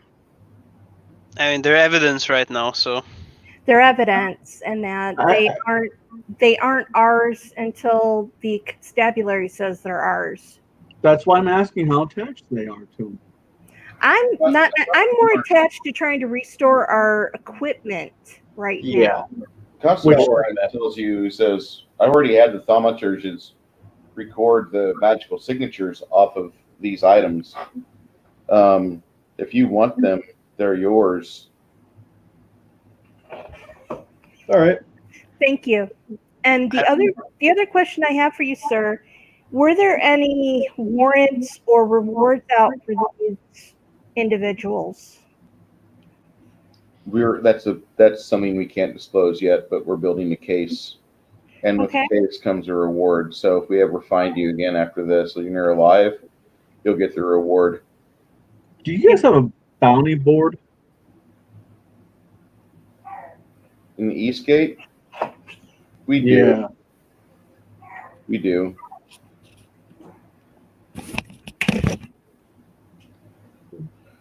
We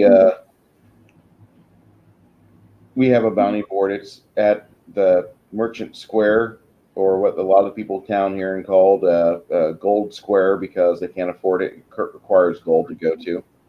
Not requires gold, but everything's expensive and on their price range. Most normal people can't afford a potion of healing or a potion of cure disease or things like that. Gotcha. all right. So we have a few different ways to proceed. So we can group together with the constable and try to suss out whatever's happening in the northern part of town. We can delay that as well if we feel like there's a different thing that's more important to do in the short term. We scored some good equipment, so that'll make us a little bit stronger if a fight happens in the future. It's a possibility. Okay, above board, what is our end goal here? Where are we supposed to be going? I mean, we just uncovered some sort of a conspiracy going on. We're technically going to the Forest of Hope, but on our way there, this whole thing happened, right? Okay, and this is something that we would, as characters, as good people, want to try and help take care of. Of course, Yeah. like it could be a clue to the followers of Orcus, right? So it could be a clue of what's happening in the Forest of Hope. So if I remember correctly, Bruce said in sort of the backstory to the campaign that people have been disappearing in the Forest of Hope and that nobody really knows what's happening to them. So this slave trade, based on the fact that there's evil people doing them, really evil people with magical capabilities, they might be somehow connected to the followers of Orcus in the Forest of Hope. We don't know, right? That could be. That definitely could be. So exploring it further, I think, would be a good idea.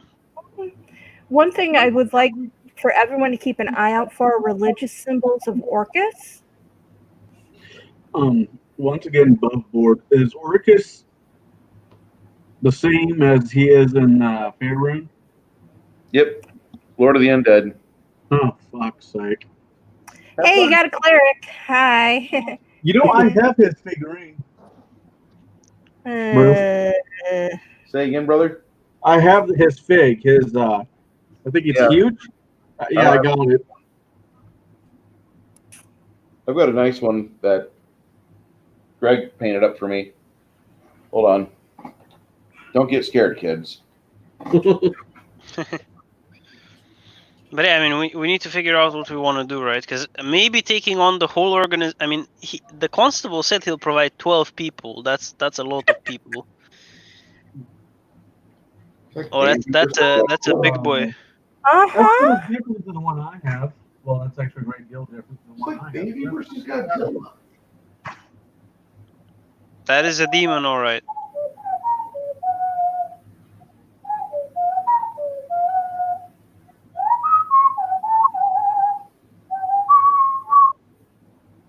Sorry. Was just remembering the tune from Bambi versus Godzilla. My favorite bad cartoons.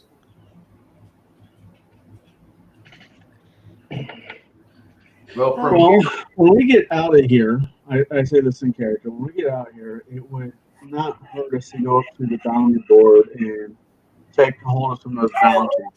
Because 10 to 1, they're going to be wrapped up in this anyway. True. You might as well get paid for it. And that, what, 5 bars? Was it 5 bars of Four 4? bars of 10 pounds each of silver. So that's what, 100 gold pieces a bar, Bruce? no, those bars are stamped, and so what that means is that those have a value when they're kept intact, and they've got the stamp on them. And the bank, there's a bank of Endhome that's here in town. You want to go cash those bars out? You can. I think we should cash those out, Mm-hmm. split the money up equally, of course. Then again, the paladin doesn't need any money. You know, doing the good thing is its own, reward. Why would you need to give? No, sorry. But we also need to give him money to be able to get his equipment. I'm being a smart ass. I'm not. Yeah. I'm just. He needs equipment just as much as we all do. And who I know the wizard can't.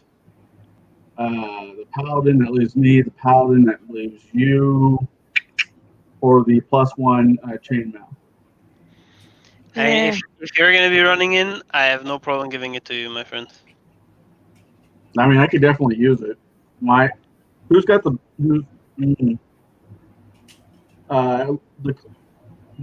Faith? What is your AC? Hold on. Looking. Hold up. I can't see. I don't have any armor. I do not have any armor. Team So Flags wear armor.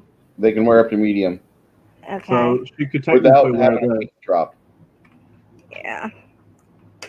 The next question is, what's your AC versus your HP? Hit points. I have 8 hit points. Jesus, Mary and Joseph. Yeah, I have a D8. That was my. Wait, but you get extra racial hit points from Bruce. How many hit points do you get as a dwarf, Bruce? 10. So I have 18 hit points. You don't have a con bonus? Con bonus of 1, so 19. Okay. Paladin, what's your AC? My AC is 15, and my current And what- HP is 19. Okay. My current AC is 18. My HP is 13. Yeah, I think you need that. Probably, yeah. Yeah, with the hit points, I can soak a little more damage. Yep, let's give it to the fighter. I just Yeah. want to do everything fairly so there's no hard feelings at the end of the session. Yeah, All good. it's all good. We No, need Bruce, I was never a DM. to stay alive to shield us from all of the dumb things that happen. Yep. So a +1 chainmail would give you 7 AC, right? One chainmail will be a 16. The +1, I already have 18 as an AC. So a +1 would bump me up to how much? Oh, you already have a chainmail on yourself? No, I have hide. Ah, okay. Because a chainmail gives a +6, so a +1 chainmail would probably give a +7, right? To AC. Yes. Let me go get my. I don't know why I'm asking questions. I have this thing on my phone, on my tablet, called Hero Labs. It does all the math for me. I mean, hide armor gives you 4, and this chainmail would give you 7, so that's an increase of 3 AC, so you would have 21 AC. That's actually really good. Does chainmail give you a +5 or 6? Chainmail gives you a +6, Okay. and then a +1 chainmail will give you a +7, I guess. All right. Yep, that's So right. he would have 21 AC. That's a really tanky person. So I think we should give it to him. Mm-hmm. Like 21 AC is a really good AC. Mm-hmm. I'll just hide behind him. A lot. Yep. I mean, I have I have a 10 AC. if I smite some evil, I get a +3 AC. So if I smite, I get 18 AC versus the smite, but otherwise I have 15. But I'll survive. I get lay on hands later, so I'll be fine.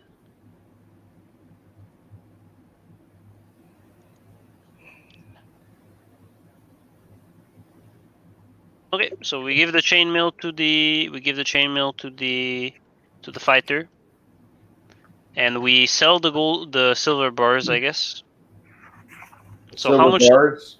Oh god, those are ETH worth 10K. What? 10,000 gold. Holy moly, that's a payday. My bad. Those are 1,000, but still, that's a huge fucking payday for you. So that's So- 1,000 each? 1,000 gold each for the 10-pound bars of So silver. that's So 4,000. 4,000 divided by how many people? 4, 5. 5. Divided Oh, by shit. 5. Flip. She's not here. Flip is still here. So each of us gets 800 gold pieces. Still, that's pretty good. That's really Yeah, that's good. fantastic. I mean, I feel like my paladin's sense of righteousness to punish evil led us into the good direction. So we all just got 800 gold. Yep.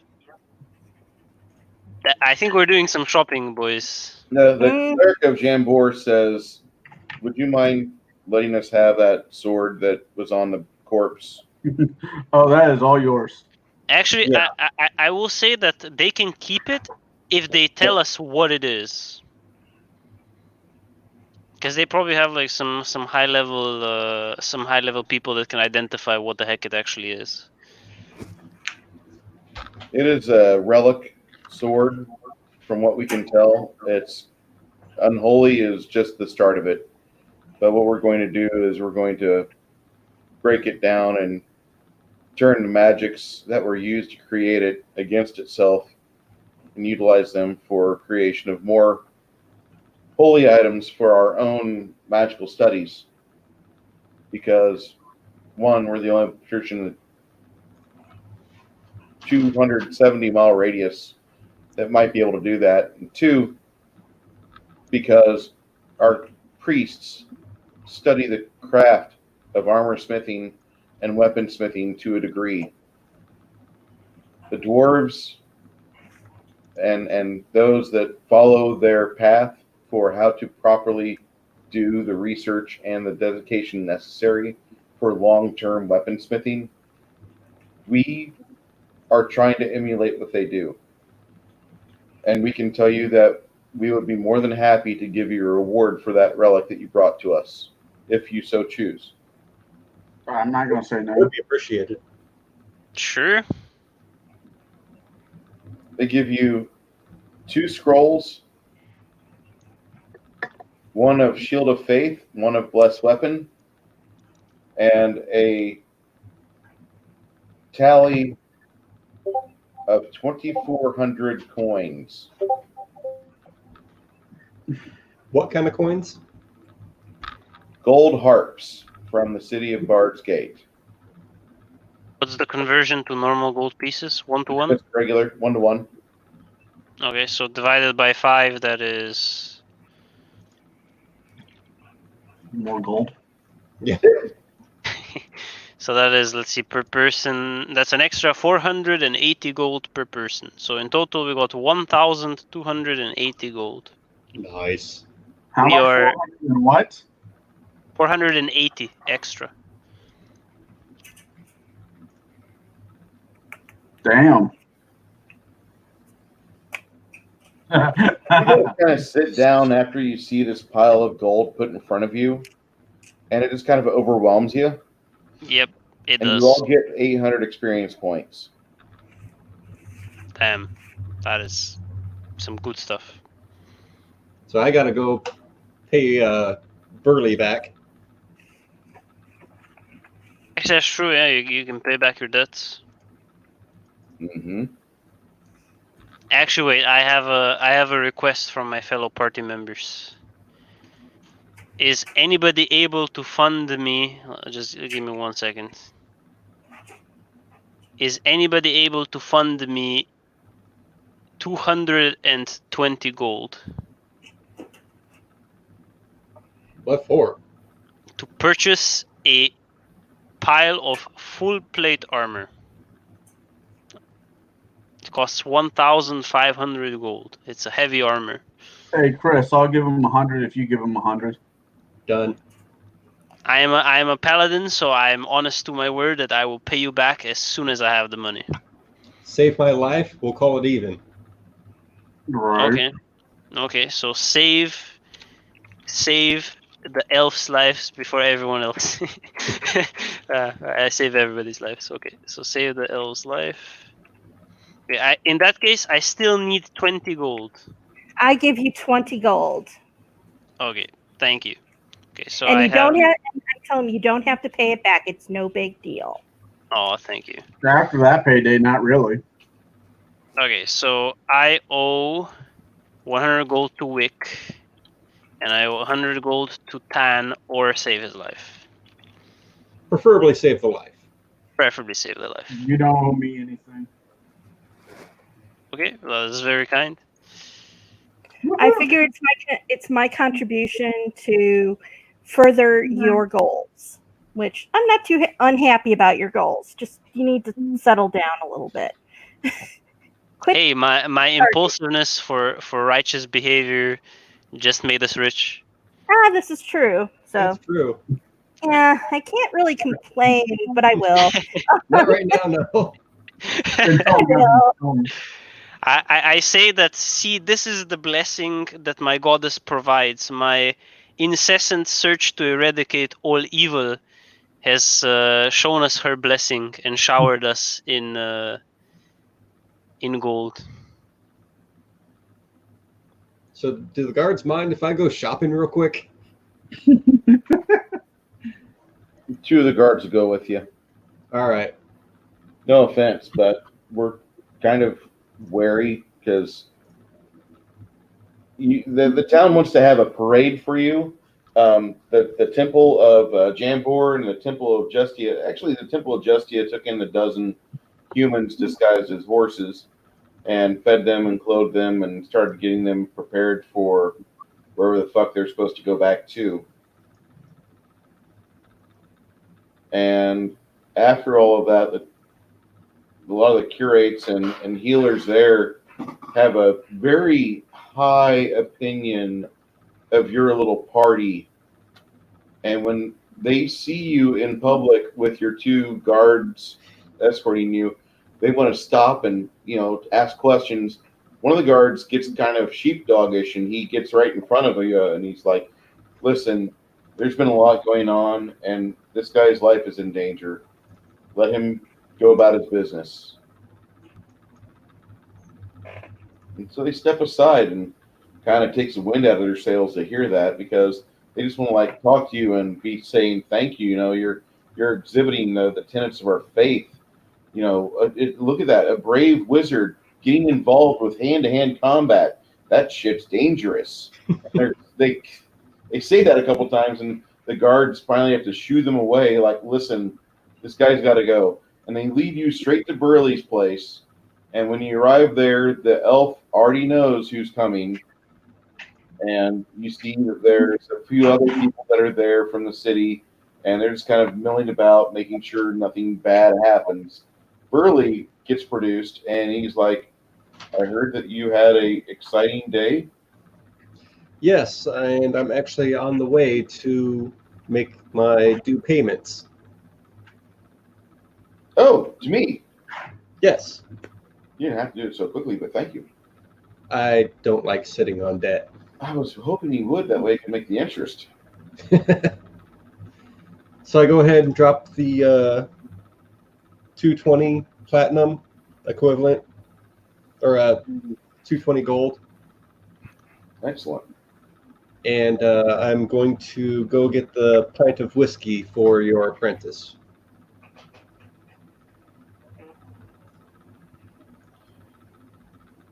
He winks at you when you leave to go get the whiskey.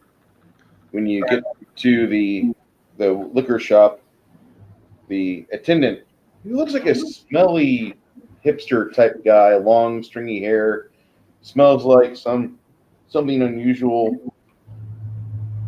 Guy looks at you, he's like, "So, I heard you guys had some fun." Oh God. Oh, literally everybody knows what we did. Oh my lord. This is a small town. You can judge the size of a town by how long it takes for word to get from one side to the other. This is the most excitement they've had in years. Mm-hmm. Yes. Imagine if in your small town, just suddenly somebody discovered the slave trade. Yikes. I'm in peak, and it wouldn't be all that surprising. It's peaking. Hey, where are you from, Paige? My friends live near a small burb near the town of Peoria, Illinois.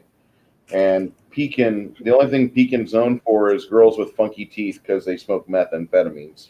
Oh, I live in Washington. I live just outside of Washington, between Washington and Peoria. okay. Yeah, then you know Pekin.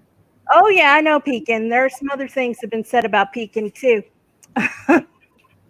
Like lock your doors when you go through town.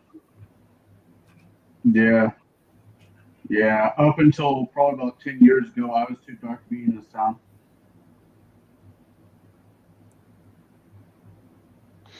So what do you have for whiskeys?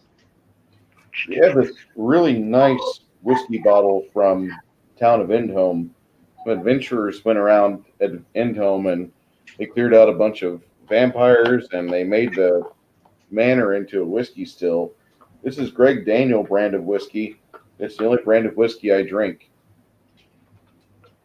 When you sample it, it has a real smooth bite and it goes down easy. How much? 15 gold per bottle. I'll take 2. He salutes you and hands you 2 bottles. Then I travel over and drop one off with the apprentice. The apprentice looks at it. He's like, "Oh my liver will never recover from this."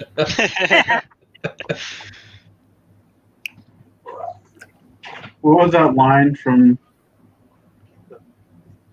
What was that line? What was the line from that Netflix show? Tiger King. I will never financially recover from this. Yes. I can proudly say I've never seen that show. Oh, watch it. Seriously, No. watch it. It is Hey, great. it's bad Where enough is it? that I'm watching like Skinwalker Ranch and some of the other shows like that. This isn't a show. It's a documentary. This happened. What? Well, Skinwalker Ranch and Oak Island are happening. Oh, I don't know anything about them. Skinwalker Ranch is fucking scary, Chris. Oh, it It is? is. Yeah. Then Oak Island it's not made up. It's not like a false document. It's real. That About is. 600-700 years ago, somebody dropped something off on this island, and ever since then, people have been trying to figure out what the hell it is. Former presidents, millionaires have gone to this island and dumped buttloads of money, And it was FDR not FDR and Washington are two of the presidents that are attached to it in some way. And Ben Franklin, bunch of others. anybody's amazing. It is an amazing story. And one more person has to die in the search before they actually find anything is the curse. All right. It's a real weird show. Yep. And the Tiger King, Bruce, it's about this guy who owned a tiger ranch in I know all about the Tiger King. Yeah. All my buddies did fucking reviews on it, dude. No, geez. Yeah. All right. Are you glad you're not here and watching our TV? I'm so happy I'm addicted to YouTube and fucking Streamergate and all the Comicsgate shit that I'm into and disrespecting Bethesda for not making a decent fucking game in over 12 fucking years. Excuse me. Sorry about that. Oh, that's okay. I hear worse. Trust me. Okay. This Great Well- Walt's badass. I'm sorry. What if we so we did quite a lot of things today. The inn got burned down. We almost got the orc lady. Then we battled a bunch of very evil folks. We got a huge payday at the end of it. Would anybody mind if we called it a night? Yeah, I think that'd probably be good. It's starting to get dark here, and I need to dodge the deer. All right. Yeah, it's like it's 3 o'clock in the morning for me as well. So Sorry. So we're going to quit here for the night. You have paid your debt. The apprentice is very happy with you, although he's a little disturbed with the level of giftedness that you've just rewarded him. He didn't feel that he really did all that, that well. I was in a very bad situation. I appreciated it. Oh, you said he Burley dropped a couple scrolls on me? You never said what those were. Yeah. He gave you a scroll of Shocking Grasp if he didn't already have it. And he gave you another scroll of Bouncing Betty. that's a spell. Bouncing Betty is a fireball-like spell that it has a medium range spell, so 100 foot plus 10 foot per level. And every 50 feet, it hits the ground and skips. You have to tell it how far to travel. Oh, so it's like a custom spell. Mm-hmm. Is It in, is a bouncing Betty. Is it in one of the books or? No. This is a conversion from Hackmaster 4E. Okay. Well, good thing I have my Hackmaster. Radius is it's a second level spell. It does a D6 per level, caps out at 7d6. It has a 10-foot radius. Sweet. Nice. Might have to save that and put it in the scroll or put it in the spell book. And the other one was Shocking Grasp. Yes, sir. The last spell he gives you is Grease. Now that's nice. Because of the issues I was having with my technology, I know we got 300 when we got off the bloody boat. What'd you say, Andy? Because of the technology issues I was having, I'm trying to make sure I have all the XP correctly. Yeah, There was 300. 300 off. Was it 300 XP once we got off the boat? Yep. Yep. Then there was the last bit of XP that you gave us a few minutes ago, right? 800 for the fight, yeah. Yeah. So I'm not missing anything. 1,100 total. 800. And 300 from the first session. Like, once you got all the reward, like you knew you had to rest because you've never seen wealth like that, and this is yours. So once, I don't know if any of you have ever had a big payday in life, and then some of you have worked really hard in life, but you've never had a day where like you got paid and you saw the comma in that check, and you're like, "Holy fuck, I'm going to get drunk as shit." Actually, in game, I take the money to the bank and ask if I can get it back in jewelry, precious jewels. Okay. I'm technically overweighted. You don't have, yeah. If you want to carry it, and they will sell you, the bank will sell you for 5 gold each. Well, not 5 gold each, but they're 5 pounds each. They're ornamental gems. And they're worth 100 gold each gem. I'll just hold on to it right now. That's only like, no, that's having the weight of the gold. Yeah, I'll go ahead and just deal with it right now. You can get a masterwork backpack. I'm actually, I'm looking at magical items on right here. A handy haversack. You That's got one of 2K. those gems. It'll carry up to 50 pounds. It weighs 5 pounds when it's full. Oh yeah, one of those gems, the handy haversack gem. Yeah, you've got 2 of those. Really, 2 of them? Oh, I need to add 2 of my them. post. So thought we who only wants got one? one. Who wants the other? We should What give it to the people who are spellcasting. What is it? Handy haversack. Oh, Gem I- version. May I please have one of those? Yeah. So we give her what she wants.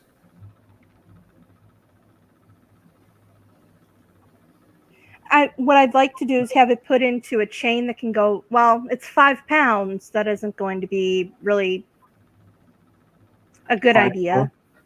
That's not going to be practical. But yes, one of those handy haversack gems would work very well. Thank you. No problem. But I'll just I'll keep it very simple. I have 1,507 gold. I will take that 1,500 gold to the nearest smithy, and I will place it in front of the master smith, and I will just order or just buy a suit of full plate armor. Puppy dog. Yes, my dog is experiencing displeasure. We For are letting me know she's not happy. 600 XP away from going to level 2. I think we're using slow progression, so we should need 3,000. No? Yeah, you need 3K. Really? Hold on, let me Yes, redo sir. it. Yeah, we have 1,600 left till 2nd level. That is a long ways away. There it is. It's actually so funny. We're now cash rich, but experience poor. Yeah. It's like we're walking around with more than we probably want to carry around. Yeah. Also, I think a set of full plate is a +9 AC, and I think it's the best armor that I can even buy. That's not magical, and that's level 1. It's like I'm not upset about that. Please, if you have the money to buy what your character you feel you need, and this town it's less than 1,500 gold. That's all this town can afford is 1,500 gold items or less. Then go for it, please. I might have to rework my character theme. What do you got to rework? May I ask? Weapon wise. Oh, Hey, Bruce, sir. they had the actual wagon, right? What? the wagon that the horses were pulling, or were they just guiding the horses? Guiding the horses. Do you want to buy a wagon? Wagons are for sale here. You know, I'm always 50-50 on wagons because wagons give you the opportunity to load more loot on them than having to carry. But at the end of the day, you have an extra thing you have to be responsible for. Yep. True, and with like the handy haversacks, our carrying capacity went up by quite a bit. Handy haversacks and bag and holdings are definitely the way to go. Yep.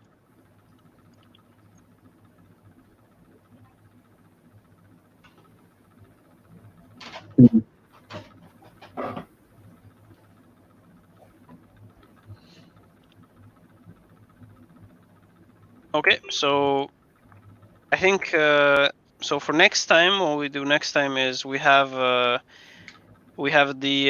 constable willing to help us out with the smugglers, with the people smugglers. We got like a huge payday, so we can plan to have better equipment for when we fight, if we fight. We have a good backup, and we still have some. We can pick up some bounty hunter targets. Yeah, I was We- going to say, let's not forget the bounty hunting. Yep. That's always a good way to keep the cash flow going. We can do that. Flip says, as soon as we can get done hanging out with the constable, no offense, I don't mind hanging out with you gooders, you know, Mr. Paladin next to me here. But I have to say that this little girl wants to go and get across to Amarin Ferry, and then we kind of go up into the wilderness and we go check out this little deed to this castle. Yeah, I'm True. kind of in for that. True, and we have the deed as well. So we have options. So bounty hunter, deed, smuggler Yeah. ring. And by the way, Bruce, you are playing it exactly how my daughter would play it. I've known your daughter for 12 years now. No, you've known her for longer than. But, well, no, yeah, 2007, my bad. Yeah. She was born in 2002. So, yeah, she was not that young or not that old when we were playing at the game room. Yeah. And she was bothering you with the map and helping you. I missed the game room. I miss that store, too. I tell John that every once in a while. He gets pissed off at me. Is that in Washington Square? Is there still that little candy shop? They had a candy shop there. Because my grandpa Marshall used to live off Jefferson behind, right next to, right across from the firehouse. Are you talking about Holland's Mercantile? Yes. Yeah. They now also have a caramel corn store, popcorn store right next to it. Damn. And they own it. Well, I tell you what, I miss Washington, Illinois, but that place has gone downhill a little bit just with all the things closing down. Yeah. Plus, we had the tornado that went through and all that other That tornado stuff. fucked everybody up. You know, Yeah. that tornado, the relief effort came from Paul Walker's relief group in 2013. The Fast and the Furious guy? Yeah, the guy that died in the Porsche. Yep. Yeah. His group of people went to Washington, Illinois, and helped him out. Yeah, that tornado tore the hell out of that town. It destroyed part of the Deer Creek too, but Deer Creek was so small nobody took notice of it. I miss Deer Creek. I miss that apartment. That was a nice apartment. I miss your pizza. Sorry. Chris will tell you it got better. I believe it. The senile have strength, our dog. Okay, so we will be playing again here in about 2 weeks. Okay. Do we want to run in 2 weeks from now, do we want to run a super long session, or do we want to run just like a 10-hour or 8-hour or 6-hour or what? I don't mind leaving about this time, but if we can get started a little bit earlier. Okay. I'm down to start earlier if possible. He lives 7 hours ahead of us, so I can hear him saying that reliably. Yeah, that's fine. If we start around noon Chicago time.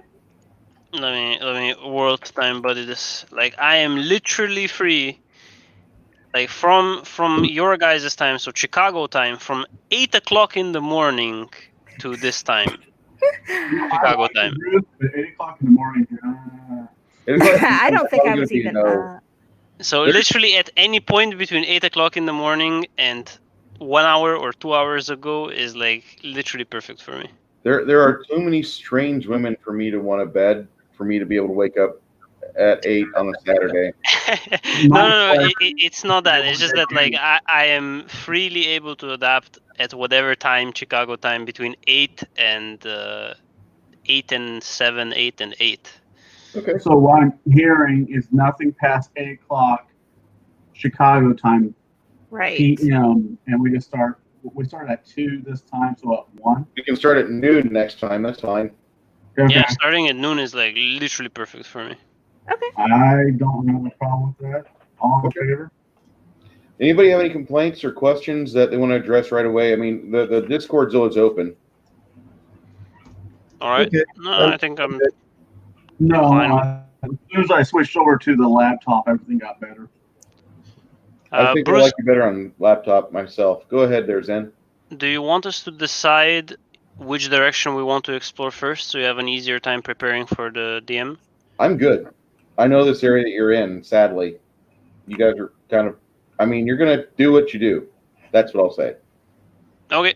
I mean, because it's like, I mean, maybe the bounty hunter thing and the slaves things are connected, but the deed and the slave, actually, they could be connected as well. Who knows? So, actually, you're right. Never It mind, never was in the dead halfling's pocket, so yeah, mind. That's it true. could be their. It could be their headquarters. We have to clean it out. True. We never know. Actually, yeah. You're very much correct. Okay. Well, it's been very fun, guys. It's good to meet you. Likewise. Thank you, Faith. Thank you, Andy. Thank you, Zen. And thank you, Chris, for showing up. Yeah. Not Thank a you, problem. Bruce, for being Yeah. a wonderful And thank you. GM for 7 hours or 5 hours. You guys want me to leave this up on my YouTube channel? I'll get another playlist started for this campaign. It's all fine by me. Okay, That's actually not a bad might as idea. well. The time periods that we're taking off, we can go back and rewatch this just to catch back up. Okay. Yeah. Okay. All right. Well, in the middle of this 2-week break, everybody can do some shopping for their characters with the absurdly large amount of gold that they were given. Oh yeah, I plan on it. I have to spend money. It weighs a too much. 9-year-old kid $100. We're going on a road trip. Buy everything in the store, kid. Yeah. Imagine you send a kid to a candy store and you just give him $500. That's like he buys all the candy he can get. It's like going to Buc-ee's. It's actually probably one of the Yes. nicest things you can give a kid. Like you could probably just see the light in their eyes if you do something like that. I am 200, 700 off of that thought. I just have to show you guys. I'll show you guys this store, and I'll let you figure it out. But let's see. I need a photo of the outside because Chris knows what I'm talking about. Yeah. The one we have in New Braunfels is pretty sick.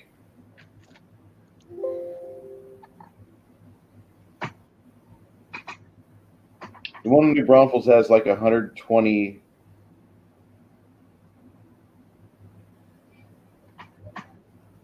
Okay, how do I? Oh, there we go. And that's the inside. Where are you showing this? It's a place called Buc-ee's. Where are you putting it? Are you putting it on the Discord? Okay. So yeah, it's going in our Discord. Whoa, Nilly.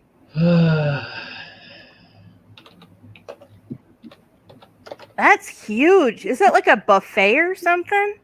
No, that's just the taco counter. That's the taco counter. The top where they cut up brisket, slap it with eggs and queso, wrap it in tortilla, and feed people. Oh, they have more than just that.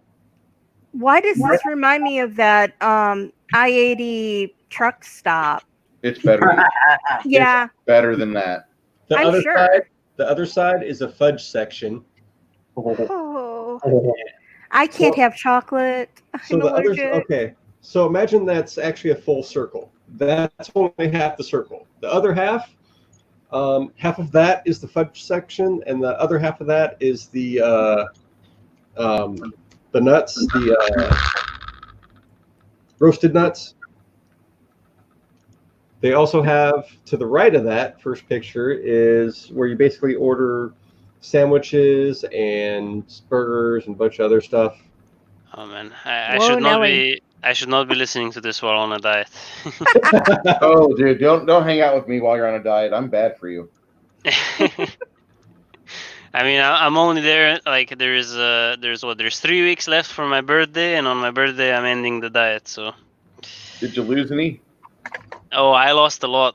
I lost 11 kilograms in 3 months. Holy Nelly. That's like 24 pounds. Yeah, something like that. This is a Nice. pretty strict diet. 1,400 calories a day is real painful. But yeah, have to do it. But the D&D sessions help because you're occupied for many amounts of hours, and then my job keeps me busy as well, so helps. All right, well, it's been very great hanging out with you guys. I'll head out. It's 3 o'clock at night for me. Next time Okay. I run this, I'll drop the link in our Discord, and you guys can all pop in. All right, Okay. perfect. I actually like a StreamYard better. Like the quality is better, the connection's better, everything's better. Yeah. Yeah, I agree. All right. Well, Thank you. Have a nice evening, guys, and we'll see Later. each other next week. See ya. See you. Wait, did he just say next week? I think we need to clarify that in Discord. Yeah. I mean, I appreciate the guys. Dedication, but Yeah. just a little bit not. It'd be the 6th.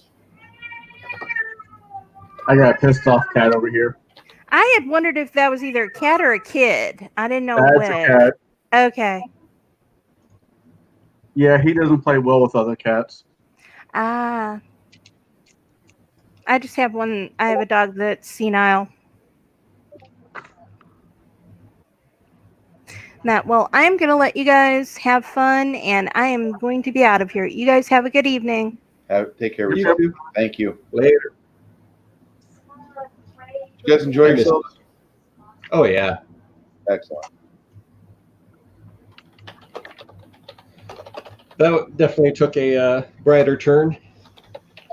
I wasn't expecting to have all that happen, but you guys just kind of stepped in it, and you didn't really stop. You kept pushing, and I'm like, fuck it, let's go. Oh, what the flavor? I am happy we survived. I tried to kill you.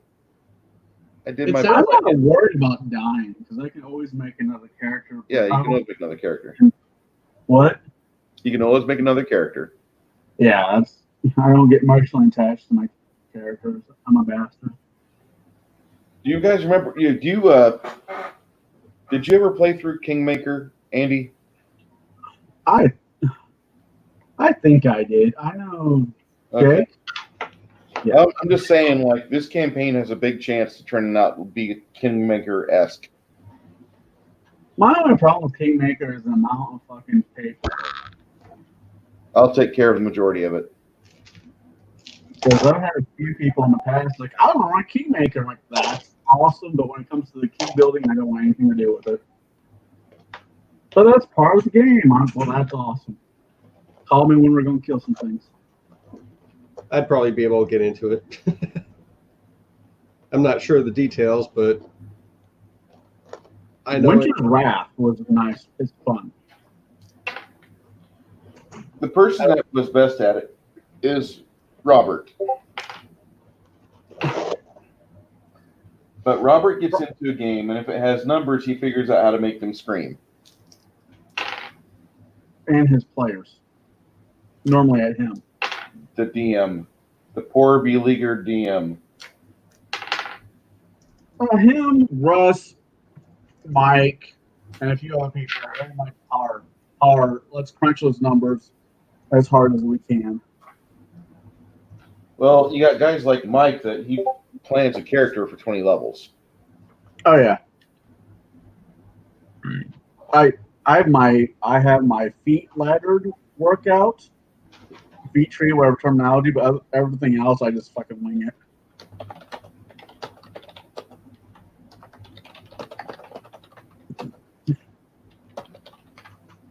I think I'm gonna watch the IT crowd tonight.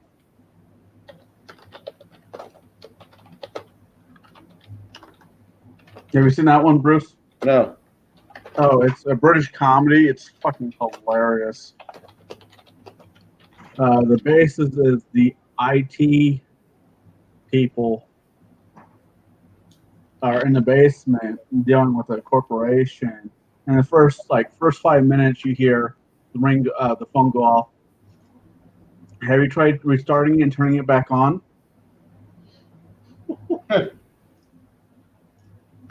See, I really wish they would make a sequel to Cabin in the Woods. The world kind of died. There's no coming back. Well, that's fine, but they can always have another government group go in there. Well, And you can do a prequel. fix it.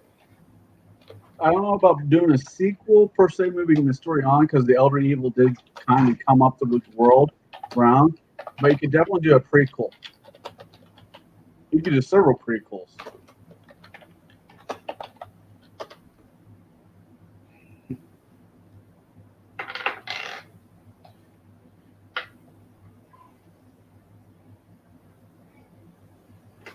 Hey, Bruce, Sir?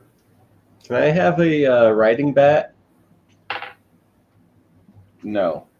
I didn't figure. There's no writing Bat. This is not Bat King.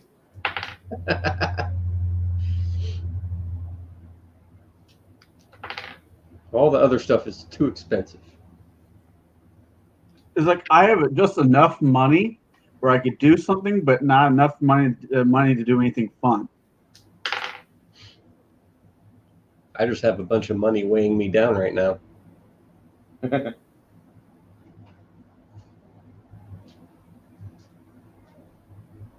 should probably end the stream, shouldn't I?